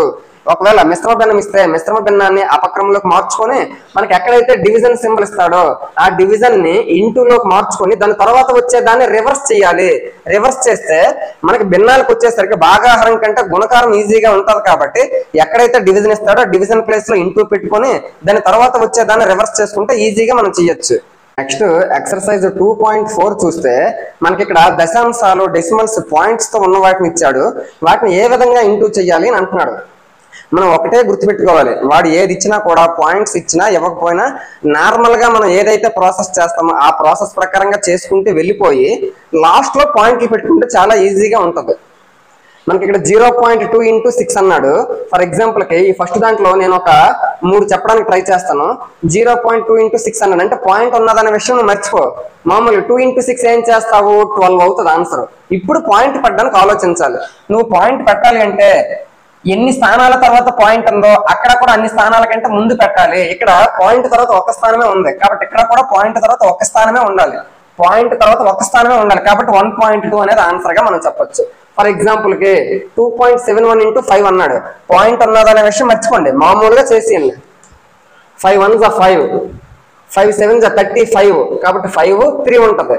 5 2s 10 + 3 13 అంటే పాయింట్ లేకపోతే దీని తాలూకా ప్రోడక్ట్ ఏమవుతుంది 1355 అవుతుంది. కానీ పాయింట్ ఉంది. ఎన్ని స్థానాల తర్వాత పాయింట్ ఉంది, 2 ప్లేసెస్ తర్వాత ఉంది కాబట్టి ఇక్కడ కూడా 2 ప్లేసెస్ తర్వాత పెట్టాలి. 1 2 ఇక్కడ పెట్టాలి. పాయింట్ తర్వాత 2 ప్లేసెస్ ఉన్నట్టు చూసుకోవాలి. ఫర్ ఎగ్జాంపుల్ కి ఇది నేను చేస్తాను. సేమ్ పాయింట్ లేకుండా ఎలా చేయాలి అలాగే చేయాలి. 4 2s 8 4 0s 0 4 1s 4 4 1s 4 4 2s 8 అంటే పాయింట్ లేకపోతే ఇది మనకు ఆన్సర్ అవుతుంది. కానీ పాయింట్ ఉంది. ఎన్ని స్థానాల తర్వాత పాయింట్ ఉంది, 2 స్థానాల తర్వాత పాయింట్ ఉంది కాబట్టి ఇక్కడ కూడా 2 స్థానాల తర్వాత పాయింట్ పెట్టాలి అంటే ఇక్కడ వస్తుంది. ఆ విధంగా పాయింట్ పెట్టడం అంటే చాలా ఈజీగా మనం చేయొచ్చు. అక్కడ ఎన్ని స్థానాల తర్వాత ఉందో ఇక్కడ కూడా అన్ని స్థానాల తర్వాత ఉండాలి, అది ఒకటే గుర్తుపెట్టుకోవాలి. మిగిలినంతా నార్మల్ గా ఇంటూ మనం చేసి వచ్చు, ప్రాబ్లం లేదు. నెక్స్ట్ సెకండ్, పొడవు 5.7 వెడల్పు 3 సెంటీమీటర్లు గల దీర్ఘచతురస్ర వైశాల్యము. రెక్టాంగిల్ షేప్ లో ఉంటే పొడవు వెడల్పు వైశాల్యం లోపల ఉన్న ఏరియా కావాలి అంటే పొడవు ఇంటూ వెడల్పు ఎల్ ఇంటూ బి మనం చెయ్యాలి. పొడవేమో 5.7 అంటున్నాడు, వెడల్పు ఏమో 3 సెంటీమీటర్లు అంటున్నాడు. ఇప్పుడు ఇంటూ చేయగలమా లేదా? చేయగలము. ఏం చెప్పాను, పాయింట్ లేకుండా మామూలుగా చేసేద్దాం. 3 7s are 21, 1 2 3 5s are 15 plus 2 17. ఇప్పుడు పాయింట్ ఒక స్థానం తర్వాత పాయింట్ ఉంది, సేమ్ ఇక్కడ కూడా ఒక స్థానం తర్వాత పాయింట్ పెట్టాలి. అంటే 17.1 సెంటీమీటర్ స్క్వేర్ అనేది అవుతుంది మనకు ఆన్సర్. సెంటీమీటర్ స్క్వేర్ ఎందుకు, వైశాల్యం అన్నాడు అంటే మనకి యూనిట్స్ అనేవి స్క్వేర్ లో వస్తుంది, చదరపు సెంటీమీటర్ లేదా సెంటీమీటర్ స్క్వేర్ గా మనం చెప్పొచ్చు. నెక్స్ట్ ఇక్కడ థర్డ్ చూస్తే మనకి ఏమంటున్నాడు, సేమ్ ఒకటే గుర్తుపెట్టుకోవాలి. మామూలుగా అయితే ఏ విధంగా చేస్తామో అలాగే చేసి ఇవ్వాలి. సపోజ్ ఫిఫ్త్ చూస్తే 31.1 ఇంటూ 100 అన్నాడు. అసలు యాక్చువల్ పాయింట్ లేదనుకో, అప్పుడు ఏమవుతుంది మనకి 311 అవుతుంది. ఇంటూ 100 అన్నాడు, అవునా కాదా? పాయింట్ పక్కన పెట్టండి ప్రస్తుతానికి. ఇప్పుడు దీన్ని ఏ విధంగా చేస్తాము, ఇంటూ 100 అన్నాడు అంటే ఎన్ని జీరోలు ఉంటే లాస్ట్ జీరోలు వచ్చేస్తాయి. కరెక్ట్. 301 ఇంటూ 1 300, 311 ఇంటూ 1 311, 2 జీరోస్ ఉన్నా కాబట్టి 2 జీరోస్ పెట్టేస్తాము. ఇప్పుడు మనకి ఏం కావాలి, ఒక పాయింట్ ఒక ప్లేస్ తర్వాత పాయింట్ పెట్టాడు, ఇక్కడ కూడా ఒక ప్లేస్ తర్వాత పాయింట్ పెట్టాలి. అంటే 3110 పాయింట్ తర్వాత ఉండే జీరోస్ కి పాయింట్ తర్వాత ఉండే జీరోలకు మనకు వాల్యూ ఉండదు, కాబట్టి ఆన్సర్ ఇది అవుతుంది. అంటే నువ్వు ఒకటే గుర్తుపెట్టుకో, ఏంటి మనకి ఇక్కడ 2 జీరోస్ ఉన్నాయి, ఇక్కడేమో పాయింట్ తర్వాత ఒక ప్లేస్ తర్వాత పాయింట్ ఉంది. అంటే ఈ 2 జీరోస్ అక్కడికి వెళ్ళాయి అనుకోండి, అప్పుడు ఒక పాయింట్ ఇటు వస్తుంది, అందుకు ఒక జీరో ఇటు వస్తుంది, అప్పుడు 3110 అయ్యింది. ఫర్ ఎగ్జాంపుల్ కి నేను ఇది చూస్తే 156 అదే 1561 ఇంటూ 100, అక్కడ పాయింట్ లేకపోతే దీని తాలూకు రిజల్ట్ ఏమవుతుంది, 1561 2 జీరోస్ వస్తాయి, 2 జీరోస్ పాయింట్ లేకపోతే మనకి ఒక స్థానం తర్వాత పాయింట్ ఉంది కాబట్టి ఇక్కడ పాయింట్ వస్తుంది. ఈ పాయింట్ తర్వాత ఉన్న జీరోకి వాల్యూ లేదు కాబట్టి ఇది వదిలిగా మిగిలిన ఆన్సర్ అవుతుంది. ఇది మనకి ఆన్సర్ గా మనం చెప్పొచ్చు. ఆ విధంగా ఏది అడిగినా కూడా ఈజీగా మనం చేయొచ్చు. ఫర్ ఎగ్జాంపుల్ కి నేను తీసుకుంటే 43 అసలు పాయింట్ లేదనుకో, అప్పుడు ఏమవుతుంది 4307, ఇక్కడ 2 జీరోస్ ఉన్నాయి కాబట్టి ఇక్కడ 2 జీరోస్ వస్తాయి. ఇప్పుడు పాయింట్ చూసుకో, 2 ప్లేసెస్ తర్వాత పాయింట్ ఉంది, ఇక్కడ కూడా 2 ప్లేసెస్ తర్వాత పాయింట్ పెట్టు, పాయింట్ తర్వాత 2 జీరోస్ ఉన్నా 3 జీరోస్ ఉన్నా ఎన్ని ఉన్నా కూడా వాల్యూ లేదు కాబట్టి ఇదంతా పోతుంది. అప్పుడు మనకి ఏం మిగులుతుంది, 4307. ఇదే మనకి ఫైనల్ ఆన్సర్ అవుతుంది. ఆ విధంగా చూసుకున్నాం. నెక్స్ట్ ఒకవేళ 12 చూస్తే మనకి ఇక్కడ ఏమీ లేదు అనుకోండి, ఒక 3 మాత్రం ఉంది అనుకోండి, అప్పుడు 3 ఇంటూ 1000 అంటే 3000 అవుతుంది. ఇప్పుడు పాయింట్ పెట్టు, 2 ప్లేసెస్ తర్వాత పాయింట్ ఉంటే 2 ప్లేస్ తర్వాత పాయింట్ పెట్టు, అప్పుడు ఏమవుతుంది, ఇటువైపు ఉన్న వాటికి వాల్యూ లేదు కాబట్టి మనకు కావాల్సిన ఆన్సర్ 30గా మనం చెప్పొచ్చు. ఆ విధంగా ఏది అడిగినా కూడా మనం ఈజీగా ముందు పాయింట్ లేకుండా చేసేసి తర్వాత పాయింట్ పెట్టుకుంటే ఈజీగా ఉంటది. నెక్స్ట్ 4th చూస్తే ద్విచక్ర వాహనం 1 లీటర్ పెట్రోల్తో 1 లీటర్కి 55.3 కిలోమీటర్ల దూరం వెళితే 10 లీటర్ల పెట్రోల్తో అంటే 1 లీటర్కి 55.3, అదే 2 లీటర్లకి అయితే 2 55.3 అంటే 1 లీటర్కి 55.3, ఇంకొక లీటర్ కూడా 55.3, కానీ ఇక్కడ 10 లీటర్లు అన్నారు కాబట్టి ఇంటూ 10 చెయ్యాలి. మనకి పాయింట్ లేదనుకో మామూలుగా, అప్పుడు 553 ఇంటూ 10 అంటే 550 పక్కన 0 వస్తుంది. ఎప్పుడు ఈ డైరెక్ట్ పాయింట్ లేనప్పుడు ఇంటూ చేస్తే మనకు ఒక ప్లేస్ తర్వాత పాయింట్ ఉంది కాబట్టి మనం ఒక ప్లేస్ తర్వాత పాయింట్ పెట్టుకుంటే అప్పుడు ఏమవుతుంది, పాయింట్ తర్వాత ఉన్న జీరోకి వాల్యూ లేదు కాబట్టి 553 కిలోమీటర్స్ మనకి వస్తుంది. అక్కడ 10 లీటర్ల పెట్రోల్ తో 553 కిలోమీటర్ల దూరం ప్రయాణించవచ్చు అని అర్థం చేసుకోవాలి. అంటే పాయింట్లతోటి ఇంటూ మల్టిప్లికేషన్ ఏ విధంగా చేయాలని అడుగుతున్నాడు. నెక్స్ట్ సేమ్ ఇక్కడ కూడా చూస్తే ఇవి కూడా పాయింట్లే, పాయింట్ లేదనుకున్నప్పుడు ఏమవుతుంది, ఇది 10101. ఇక్కడ కూడా పాయింట్ లేదనుకోండి, అప్పుడు ఇక్కడ 1 ఉంది, అప్పుడు దేన్నైనా 1తో ఇంటూ చేస్తే మళ్ళీ అదే కదా వస్తుంది, 5 ఇంటూ 1 మళ్ళీ 5 కదా వస్తుంది. సేమ్ అలాగే దీని అంతకు 1తో ఇంటూ చేస్తే మళ్ళీ ఇదే వస్తుంది, ఏమొస్తుంది 10101 వస్తుంది. అంటే ఇది మనకి పాయింట్ లేకపోతే ఫైనల్ ఆన్సర్ అవుతుంది. కానీ ఇప్పుడు పాయింట్లు ఉన్నాయి, ఎక్కడ 2 స్థానాల తర్వాత పాయింట్ ఉంది, ఎక్కడ 2 స్థానాల తర్వాత పాయింట్ ఉంది, అంటే మొత్తంగా 4 స్థానాల తర్వాత పాయింట్ పెట్టాలి. ఇక్కడ 2 స్థానాలు, ఇక్కడ 2 స్థానాలు, కాబట్టి 1 2 3 4 4 స్థానాల తర్వాత పాయింట్ పెట్టాలి. అంటే దీని ఫైనల్ ఆన్సర్ 1.0101. ఇది ఫైనల్ ఆన్సర్ గా మనం చెప్పొచ్చు. నెక్స్ట్ ఇక్కడ చూస్తే 1 పాయింట్, ఇక్కడ పాయింట్లు లేవనుకున్నప్పుడు ఏమవుతుంది, 13 ఇంటూ 31 అవుతుంది. పాయింట్లు లేకపోతే పాయింట్ల తర్వాత పెడదాం, 13 1 13, లేకపోతే ఇప్పుడు సపోజ్ 1 తోటి 13, 3 తోటి 39, 3 403 వస్తుంది. ఇప్పుడు పాయింట్ లేనప్పుడు, కానీ ఎక్కడ ఒక స్థానం తర్వాత పాయింట్ ఉంది, ఎక్కడ ఒక స్థానం తర్వాత పాయింట్ ఉంది, అంటే మొత్తంగా ఇక్కడ ఒక స్థానం ఇక్కడ ఒక స్థానం కాబట్టి 2 స్థానాల తర్వాత పాయింట్ పెట్టాలి, 2 స్థానాల తర్వాత పాయింట్ పెట్టాలి. కాబట్టి 4.03 ఇది మనకి ఫైనల్ ఆన్సర్ గా చెప్పొచ్చు. ఆ విధంగా ఎన్ని స్థానాల తర్వాత పాయింట్ పెట్టాలనేది కూడా మనం జాగ్రత్తగా తెలుసుకోవాలి. ఇదంతా కూడా ఎక్సర్సైజ్ 2.4 గా మనం చెప్పుకోవచ్చు. నెక్స్ట్ ఎక్సర్సైజ్ 2.5 చూస్తే ఫస్ట్ క్వశ్చన్ ఏమంటున్నాడు, ఇక్కడ దశాంశాలు ఇచ్చాడు, పాయింట్స్ తో ఇచ్చాడు, ఇంతకు ముందు ఇంటూలు అన్నాడు, ఇక్కడికి వచ్చేసరికి డివిజన్స్ అన్నాడు. పెద్దగా మనకి తేడా ఏమీ ఉండదు. మామూలుగా మనం ఏ విధంగా అయితే డివిజన్ చేస్తామో ఆ విధంగా డివిజన్ చేసేయటమే. లాస్ట్ లో పాయింట్ అనేది ఏ విధంగా పెట్టాలో చూద్దాం. ఇక్కడ 0.4 అన్నాడు, డివైడెడ్ బై 2 ఇచ్చాడు. మనకి యాక్చువల్ గా పాయింట్ లేకపోతే ఏమవుతుంది, అది 4 అవుతుంది. డివైడెడ్ బై 2 అన్నాడు అంటే 4/2 అంటే 2 అవుతుంది. యాక్చువల్ గా 2 అవ్వాలి, కానీ పాయింట్ ఉంది కదా, మనకి ఒక స్థానం తర్వాత పాయింట్ ఉంది కాబట్టి ఫైనల్ రిజల్ట్ లో కూడా ఒక స్థానం తర్వాత పాయింట్ రావాలి. అంటే ఇక్కడ ఉన్నదే ఒక స్థానం కాబట్టి పాయింట్ ఎక్కడ వచ్చినప్పుడే ఒక స్థానం తర్వాత పాయింట్ వచ్చినట్టు. కాబట్టి మనకి ఫైనల్ ఆన్సర్ ఏమవుతుంది 0.2 అంటే ముందు ఏమీ లేదు అంటే 0 ఉన్నట్టు. కాబట్టి 0.2 అనేది మనకు కావాల్సిన ఆన్సర్ అవుతుంది. నెక్స్ట్ పాయింట్ లేదనుకున్నప్పుడు ఏమవుతుంది 35/5 అవుతుంది. 35/5 అంటే అర్థం ఏంటి 7. ఇక్కడ చూస్తే 2 ప్లేసెస్ తర్వాత పాయింట్ ఉంది. ఇక్కడ కూడా మనకి ఫైనల్ ఆన్సర్ లో కూడా 2 ప్లేసెస్ తర్వాతే పాయింట్ రావాలి. ఇక్కడ చూస్తే ఒక ప్లేసే ఉంది కాబట్టి ఎక్స్ట్రాగా ఇంకొక 0 పెట్టుకుంటే ఇప్పుడు 2 ప్లేసెస్ అయ్యింది, ఇప్పుడు పాయింట్ పెట్టాలి. మనకు ముందు ఏమీ లేదంటే 0 ఉన్నట్టు అని చెప్పాను కాబట్టి దీని ఆన్సర్ ఏమవుతుంది 0.07 అవుతుంది. నెక్స్ట్ ఇక్కడ చూస్తే పాయింట్ లేదనుకోండి, మామూలుగా అయితే మనం ఏ విధంగా చేస్తాము, పాయింట్ లేకపోతే 1 4 4 9 దీన్ని 7 తో డివిజన్ చేయాలి. 7 2s 14. నెక్స్ట్ 4 తీసుకుంటాం, 4 తీసుకున్నప్పటికంటే 4 తీసుకున్నా కూడా 7 కంటే 4 చిన్నదే కాబట్టి ఇప్పుడు 9 కూడా తీసుకోవాలి. అంటే ఒకేసారి 2 నెంబర్లు నువ్వు దించుకుంటే కంపల్సరీగా ఇక్కడ 0 పెట్టాలి. ఒకేసారి ఒక నెంబర్ దించుకుంటే 0 పెట్టాల్సిన అవసరం లేదు, కానీ ఒకేసారి 2 నెంబర్లు దించుకున్నావు. ఎందుకు, ఇక్కడ నువ్వు 4 ఫస్ట్ దించావు, 4 దించినా కూడా నువ్వు అక్కడ చేయడానికి లేదు కాబట్టి అప్పుడు 2 స్థానాలు దించుకొని 0 పెట్టాలి. అప్పుడు 49, 7 7s 49. అంటే దీనిని 7 తో డివిజన్ చేస్తే 207 వచ్చింది. అంటే మన ఫైనల్ ఆన్సర్ 207 ఎప్పుడు పాయింట్ లేనప్పుడు. కానీ మనకు పాయింట్ ఉంది, ఎన్ని స్థానాల తర్వాత పాయింట్ ఉంది 2 ప్లేసెస్ తర్వాత పాయింట్ ఉంది. కాబట్టి ఫైనల్ రిజల్ట్ లో కూడా 2 ప్లేసెస్ తర్వాత పాయింట్ పెట్టాలి. అంటే 2.07 అనేది మనకు కావాల్సిన ఆన్సర్ గా చెప్పొచ్చు. నెక్స్ట్ ఆ విధంగా సపోజ్ 0.80 అన్నాడు, పాయింట్ లేదనుకోండి, అప్పుడు ఇదేమవుతుంది 80 అవుతుంది బై 5.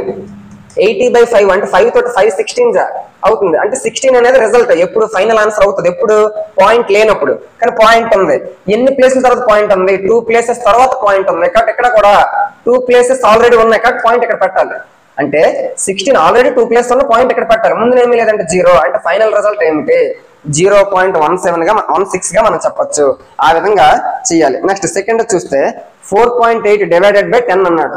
యాక్చువల్ గా 4.8 డివైడెడ్ బై 10 మనము దీన్ని ఏ విధంగా చేయాలి అంటే ఇక్కడ పాయింట్ తర్వాత ఎన్ని ప్లేస్లు ఉన్నాయి, ఒక్క ప్లేస్ ఉంది కాబట్టి దీన్ని ఏ విధంగా రాస్తాను అంటే 48/10 ఆల్రెడీ ఉంది. అంటే పాయింట్ నేను తీస్తాను, 4.8 లో పాయింట్ తీస్తాను, పాయింట్ తర్వాత ఒక ప్లేస్ ఉంది కాబట్టి కిందన ఒక 0 రావాలి. ఒక 0 రావాలి అంటే 10 లోనే కదా ఒక 0 ఉంటది. అంటే ఇప్పుడు 4.8/10 అంటే ఏమవుతుంది 48/100 అవుతుంది. ఎందుకు 48/100 అవుతుంది, ఆ విషయాన్ని అర్థం చేసుకోవాలి. మరి మనకి కావాల్సిన ఆన్సర్ కూడా పాయింట్ లోనే చెప్పాలి. ఇక్కడ కిందన ఎన్ని జీరోలు ఉంటే పైన అన్ని స్థానాల తర్వాత పాయింట్ పెట్టాలి. ఇక్కడ 2 zeros ఉన్నాయి, పైన కూడా 2 ప్లేసెస్ ఉన్నాయి కాబట్టి 2 స్థానాల తర్వాత పాయింట్ పెట్టాలి. ముందు ఏమీ లేదంటే 0 ఉన్నట్టు. అంటే ఫైనల్ ఆన్సర్ ఏంటి 0.48. ఇందులోనే ఇంకొకటి చెప్తే మీకు అర్థమవుతుంది. సపోజ్ 3.97 అన్నాడు డివైడెడ్ బై 10 అన్నాడు. అంటే దీని అర్థం ఏంటి, నేను పాయింట్ లేకుండా రాస్తాను, పాయింట్ తర్వాత 2 ప్లేసెస్ ఉన్నాయి కాబట్టి ముందు అది వదిలేయండి. 397 ఆల్రెడీ బై 10 అన్నాడు కాబట్టి 10 ఇక్కడ రాశాను. ఇప్పుడు ఇక్కడ పాయింట్ తర్వాత 2 ప్లేస్లు ఉన్నాయి, ఎన్ని ప్లేస్లు ఉంటే అన్ని 0లు ఉండాలి. అంటే 100 లోనే 2 zeros ఉంటాయి. ఇక్కడ పాయింట్ తర్వాత 2 ప్లేసెస్ ఉన్నాయి కాబట్టి 100 తర్వాత 2 zeros ఉన్నాయి. ఇప్పుడు చూస్తే 10 × 100 ఏమవుతుంది 1000 అవుతుంది. పైన ఏమో 397 ఉంది. ఇప్పుడు ఇది కూడా మన పాయింట్ లోనే చెప్పాలి. కిందన చూస్తే 3 zeros ఉన్నాయి. మనకి ఫైనల్ ఆన్సర్ లో 3 ప్లేసెస్ తర్వాత పాయింట్ రావాలి. ఇక్కడ ఆల్రెడీ 3 ప్లేసెస్ ఉన్నాయి కాబట్టి 397 3 ప్లేసెస్ తర్వాత ఇక్కడ పాయింట్ పెట్టాలి, ముందు ఏమీ లేదంటే 0 అంటే దీని ఫైనల్ ఆన్సర్ ఏమవుతుంది 0.397 అవుతుంది అని అర్థం చేసుకోవచ్చు. ఆ విధంగా మనకి ఏది అడిగినా కూడా ఈజీగా చేయొచ్చు. ఫర్ ఎగ్జాంపుల్ కి ఇప్పుడు ఇందులోన 6th చూద్దాం. 98.53 పాయింట్ లేదనుకోండి, 9853 పాయింట్ లేకపోతే అప్పుడు మనకేమవుతుంది, యాక్చువల్గా మనం ఏం చేస్తాం ఒకసారి చూద్దాం. 98.53 డివైడెడ్ బై 100 అంటే పాయింట్ రాశాను ఫస్ట్. ఇప్పుడు పాయింట్ లేకుండా రాద్దాం. పాయింట్ లేకూడదు అంటే పాయింట్ తర్వాత 2 ప్లేస్లు ఉన్నాయి కాబట్టి కింద 2 జీరోలు ఉండాలి. 2 జీరోలు ఎక్కడ ఉంటాయి, 100లో ఉంటాయి. కాబట్టి పాయింట్ లేకుండా రాస్తాను. 9853 ఆల్రెడీ 100 ఇక్కడ వచ్చిన దాంట్లో 100 ఉంది. ఇప్పుడు నువ్వు పాయింట్ తీసావు కాబట్టి ఇంకొక 100 కింద వస్తుంది. అంటే టోటల్ గా 4 జీరోస్ వచ్చాయి. ఆ 4 జీరోస్ పోవాలి అంటే పైన ఉండేటటువంటి లవంలో 4 స్థానాల తర్వాత పాయింట్ పెట్టాలి. ఇక్కడ ఆల్రెడీ మనకి 4 స్థానాలే ఉన్నాయి కాబట్టి ఇక్కడ పాయింట్ వస్తుంది. మరి ముందు ఏమీ లేదంటే 0 ఉన్నట్టు, అంటే మన ఫైనల్ రిజల్ట్ ఏంటి 0.9853. ఇది మనకి కావాల్సినటువంటి ఫైనల్ ఆన్సర్ గా చెప్పొచ్చు. ఆ విధంగా ఏది అడిగినా కూడా మనం ఈజీగా చేయొచ్చు. సపోజ్ ఇందులో థర్డ్ చూద్దాం. 38.53 డివైడెడ్ బై 1000 అలా ఉంటుంది. ఇప్పుడు పాయింట్ తీసి ఇవ్వలేదు కాబట్టి పాయింట్ తర్వాత ఎన్ని స్థానాలు ఉన్నాయి, 2 స్థానాలు. కాబట్టి కిందన 2 జీరోలు రావాలి. 2 జీరోలు ఎక్కడ వస్తాయి, 100లో వస్తాయి. కాబట్టి దీన్ని నేను ఏ విధంగా రాస్తాను, పాయింట్ తీసేస్తాను. 3853 బై ఆల్రెడీ 1000 ఉంది, దాని పక్కన పాయింట్ తీస్తాను కాబట్టి 100 అవుతుంది. అప్పుడు ఇక్కడ టోటల్ గా 3 జీరోస్ 2 జీరోస్ ఎన్ని జీరోలు అయ్యాయి, 5 జీరోస్ అయ్యాయి. అంటే పైన 5 స్థానాల తర్వాత పాయింట్ రావాలి. పైన చూస్తే 1 2 3 4 4 స్థానాలు మాత్రమే ఉన్నాయి. మరి 5 స్థానాల తర్వాత పాయింట్ రావాలి అంటే ఎక్స్ట్రాగా 0 పెట్టుకోవాలి, అప్పుడు పాయింట్ పెట్టాలి. అప్పుడు నీకు 5 స్థానాల తర్వాత పాయింట్ వచ్చిందా లేదా, ముందు ఏమీ లేదంటే 0 ఉన్నట్టు. కాబట్టి ఫైనల్ ఆన్సర్ ఏమవుతుంది 0.03853. అంటే మనకి చాలా వరకు కన్ఫ్యూజన్ అయ్యే ఛాన్స్ అయితే ఉంటది. కాబట్టి కన్ఫ్యూజన్ అవ్వకుండా పాయింట్ అనేది లేకుండా ఏ విధంగా చేయాలనేది ఒకటి ఆలోచించి తర్వాత లాస్ట్ లో మనం పాయింట్ పెట్టడానికి ట్రై చేయాలి. ఫర్ ఎగ్జాంపుల్ ఇప్పుడు ఒకసారి ఇది చూద్దాం.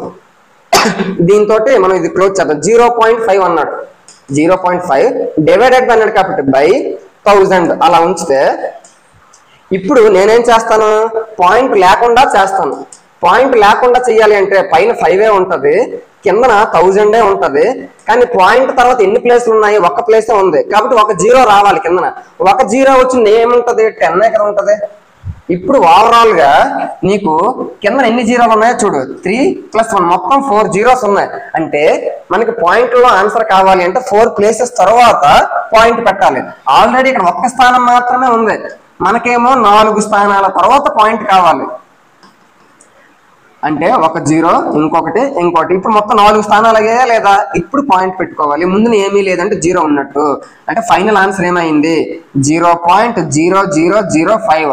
ఆ విధంగా మనకి ఎన్ని స్థానాలు అయితే కావాలో అన్ని, లేకపోతే మనం 0లు పెట్టుకుని యాడ్ చేస్తే అన్ని స్థానాలు వచ్చేటట్టు మనం సెట్ చేసుకోవాలి.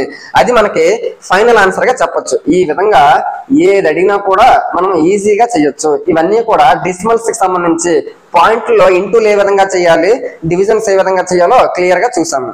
నెక్స్ట్ చూస్తే ఐదో దాంట్లో కూడా కొన్ని డివిజన్స్ తోటి పాయింట్స్ తోటి ఉన్నవి ఇచ్చాడు. వాటిని ఏ విధంగా చేయాలనేది కొన్ని మనం ట్రై చేద్దాం. ఫర్ ఎగ్జాంపుల్ 6th 7.75 అన్నాడు, డివైడెడ్ బై 0.25. ఇక్కడ మనం చూస్తే ఒకటి అబ్జర్వేషన్ చేయాలి. పైన ఎన్ని స్థానాల తర్వాత పాయింట్ ఉంది, కింద ఎన్ని స్థానాల తర్వాత పాయింట్ ఉందో చూడాలి. ఇక్కడ పైన 2 స్థానాల తర్వాత పాయింట్ ఉంది, ఇక్కడ కూడా 2 స్థానాల తర్వాత పాయింట్ ఉంది. కాబట్టి ఆ 2 కూడా డైరెక్ట్ గా మనం క్యాన్సిల్ చేయొచ్చు. అప్పుడు మనకి ఏం మిగులుతుంది ఫైనల్ గా 775 డివైడెడ్ బై 25 ఇది మనకి మిగులుతుంది. ఇప్పుడు దీన్ని మనం డివైడ్ చేయొచ్చు కదా. 25 2s ఏమవుతుంది 50 అవుతుంది. ఇంకా మనకి 25 3s 75 ఇంకా మనకి 2 ఉంటది. 2 పక్కన 5 అంటే 25 1s 25. అంటే ఆ విధంగా చేస్తే ఫైనల్ గా మనకు వచ్చిన రిజల్ట్ ఏంటి 31 వచ్చింది. అంటే మనకి పాయింట్ తర్వాత పైన కిందన ఒకే స్థానాలు ఉంటే, అంటే పాయింట్ తర్వాత ఇక్కడ 2 స్థానాలు, ఇక్కడ కూడా పాయింట్ తర్వాత 2 స్థానాలు కాబట్టి డైరెక్ట్ గా పాయింట్స్ అనేవి మనం పక్క తీసివచ్చు, మామూలుగా డైరెక్ట్ గా చేసేవచ్చు. ఒకవేళ అటువంటి ఆ విధంగా లేని సందర్భాలు ఏ విధంగా చేయాలో చూద్దాం. థర్డ్ చూద్దాం. 3.25 డివైడెడ్ బై 0.5. ఇక్కడ చూస్తే మనకి 3.25 అన్నాడు, ఇక్కడేమో 0.5 అన్నాడు. యాక్చువల్గా మనం ఏం చెయ్యాలి, పాయింట్ తర్వాత సమానమైన స్థానాలు ఉంటే మనం పక్కకు తీసివచ్చు అన్నాం. ఇక్కడ చూస్తే పాయింట్ తర్వాత సమానమైన స్థానాలు లేవు. ఇప్పుడు సమానమైన స్థానాలు చేసుకోవచ్చు. పాయింట్ తర్వాత ఎక్కడ 2 ప్లేస్లు ఉన్నాయి, పాయింట్ తర్వాత ఒక ప్లేస్ ఉంది, కానీ 2 ప్లేస్లు ఉంటే సరిపోతుంది కదా. అంటే ఇక్కడ నేను 0 పెట్టుకుంటాను. అప్పుడు నీకు పాయింట్ తర్వాత ఎక్కడ 2 ప్లేస్లు, అక్కడ 2 ప్లేస్లు. అప్పుడు ఏం చేయాలి, నువ్వు డైరెక్ట్ గా పాయింట్ పక్క తీసివచ్చు. 325/50 ఇది మనకు కావాల్సిన ఆన్సర్. ఇప్పుడు దీన్ని మనం ఇంకా ఏమైనా చేయగలమా లేదా చూద్దాం.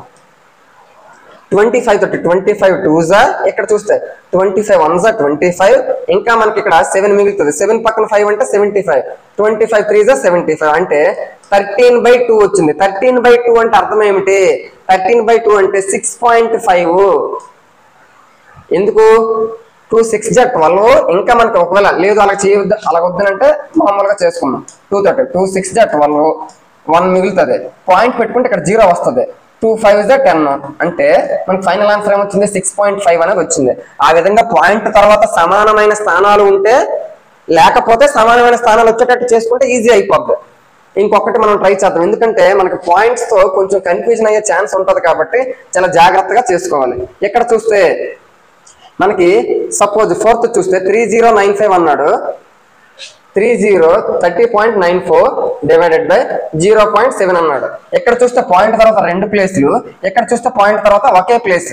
ఇప్పుడు మనం ఏం చేయాలి, ఎక్కడ కూడా 2 ప్లేస్లు చేసుకుంటే అప్పుడు మనకు సరిపోద్ది. ఇప్పుడు మనకి పాయింట్లను తీసివచ్చు. 3094 / 70. ఇప్పుడు ఇది దేనితో డివైడ్ అవుతుందో చూడాలి. 7 తో మాక్సిమం డివైడ్ అయ్యే సందర్భాలు ఉండొచ్చు. 7 4s 28, 30లో 28 పోతే ఇంకా మనకి 2 ఉంటది. 2 పక్కన 9 అంటే 29. 7 4s 28, 29లో 28 పోగా ఇంకా 1 ఉంటది. 1 పక్కన 4 అంటే 14, 7 2s 14. ఆ విధంగా 7 తో డివైడ్ చేస్తే 442 టైమ్స్ పోయింది. ఇక్కడ 7 2s 10, సారీ 7 10s 70. ఇప్పుడు చూస్తే 442/10 ఈ విధంగా వచ్చేటప్పుడు మనం ఏం చెప్పాము, హారంలో నీకు సున్నాలు ఉంటే డైరెక్ట్ గా చేయొచ్చు పాయింట్స్ తోటి. హారంలో ఒక 0 ఉంది కాబట్టి లవంలో ఒక స్థానం తర్వాత పాయింట్ పెట్టాలి. అంటే 44.2 ఒక స్థానం తర్వాత కదా పాయింట్ పెట్టావు. ఆ విధంగా మనకి ఏది అడిగినా కూడా ఈజీగా చేయొచ్చు. ఫర్ ఎగ్జాంపుల్ కి నేను 7th చూస్తాను. 76.5 డివైడెడ్ బై 0.15 అన్నాడు. ఇప్పుడు చూస్తే ఇక్కడ పాయింట్ తర్వాత ఒక ప్లేస్ ఉంది, ఎక్కడేమో పాయింట్ తర్వాత 2 ప్లేస్లు ఉన్నాయి. అంటే పైన కూడా పాయింట్ తర్వాత 2 ప్లేస్లు ఉంటే సరిపోద్ది. ఇక్కడ పాయింట్ తర్వాత 2 ప్లేస్లు ఉన్నాయి, ఇక్కడ ఒక ఉంది కాబట్టి ఇక్కడ ఒక ఎక్స్ట్రాగా 0 పెట్టుకుంటా. అప్పుడు అక్కడ 2 స్థానాలే, ఇక్కడ 2 స్థానాలే. అప్పుడు పాయింట్లు తీసివచ్చు. అప్పుడు అక్కడ ఏం మిగులుతుంది మనకి, 7650/15. 15 తో డివైడ్ అవుతుందేమో చూద్దాం. 15 5s 75, 76 అంటే 15 తో డివైడ్ చేస్తున్నాను.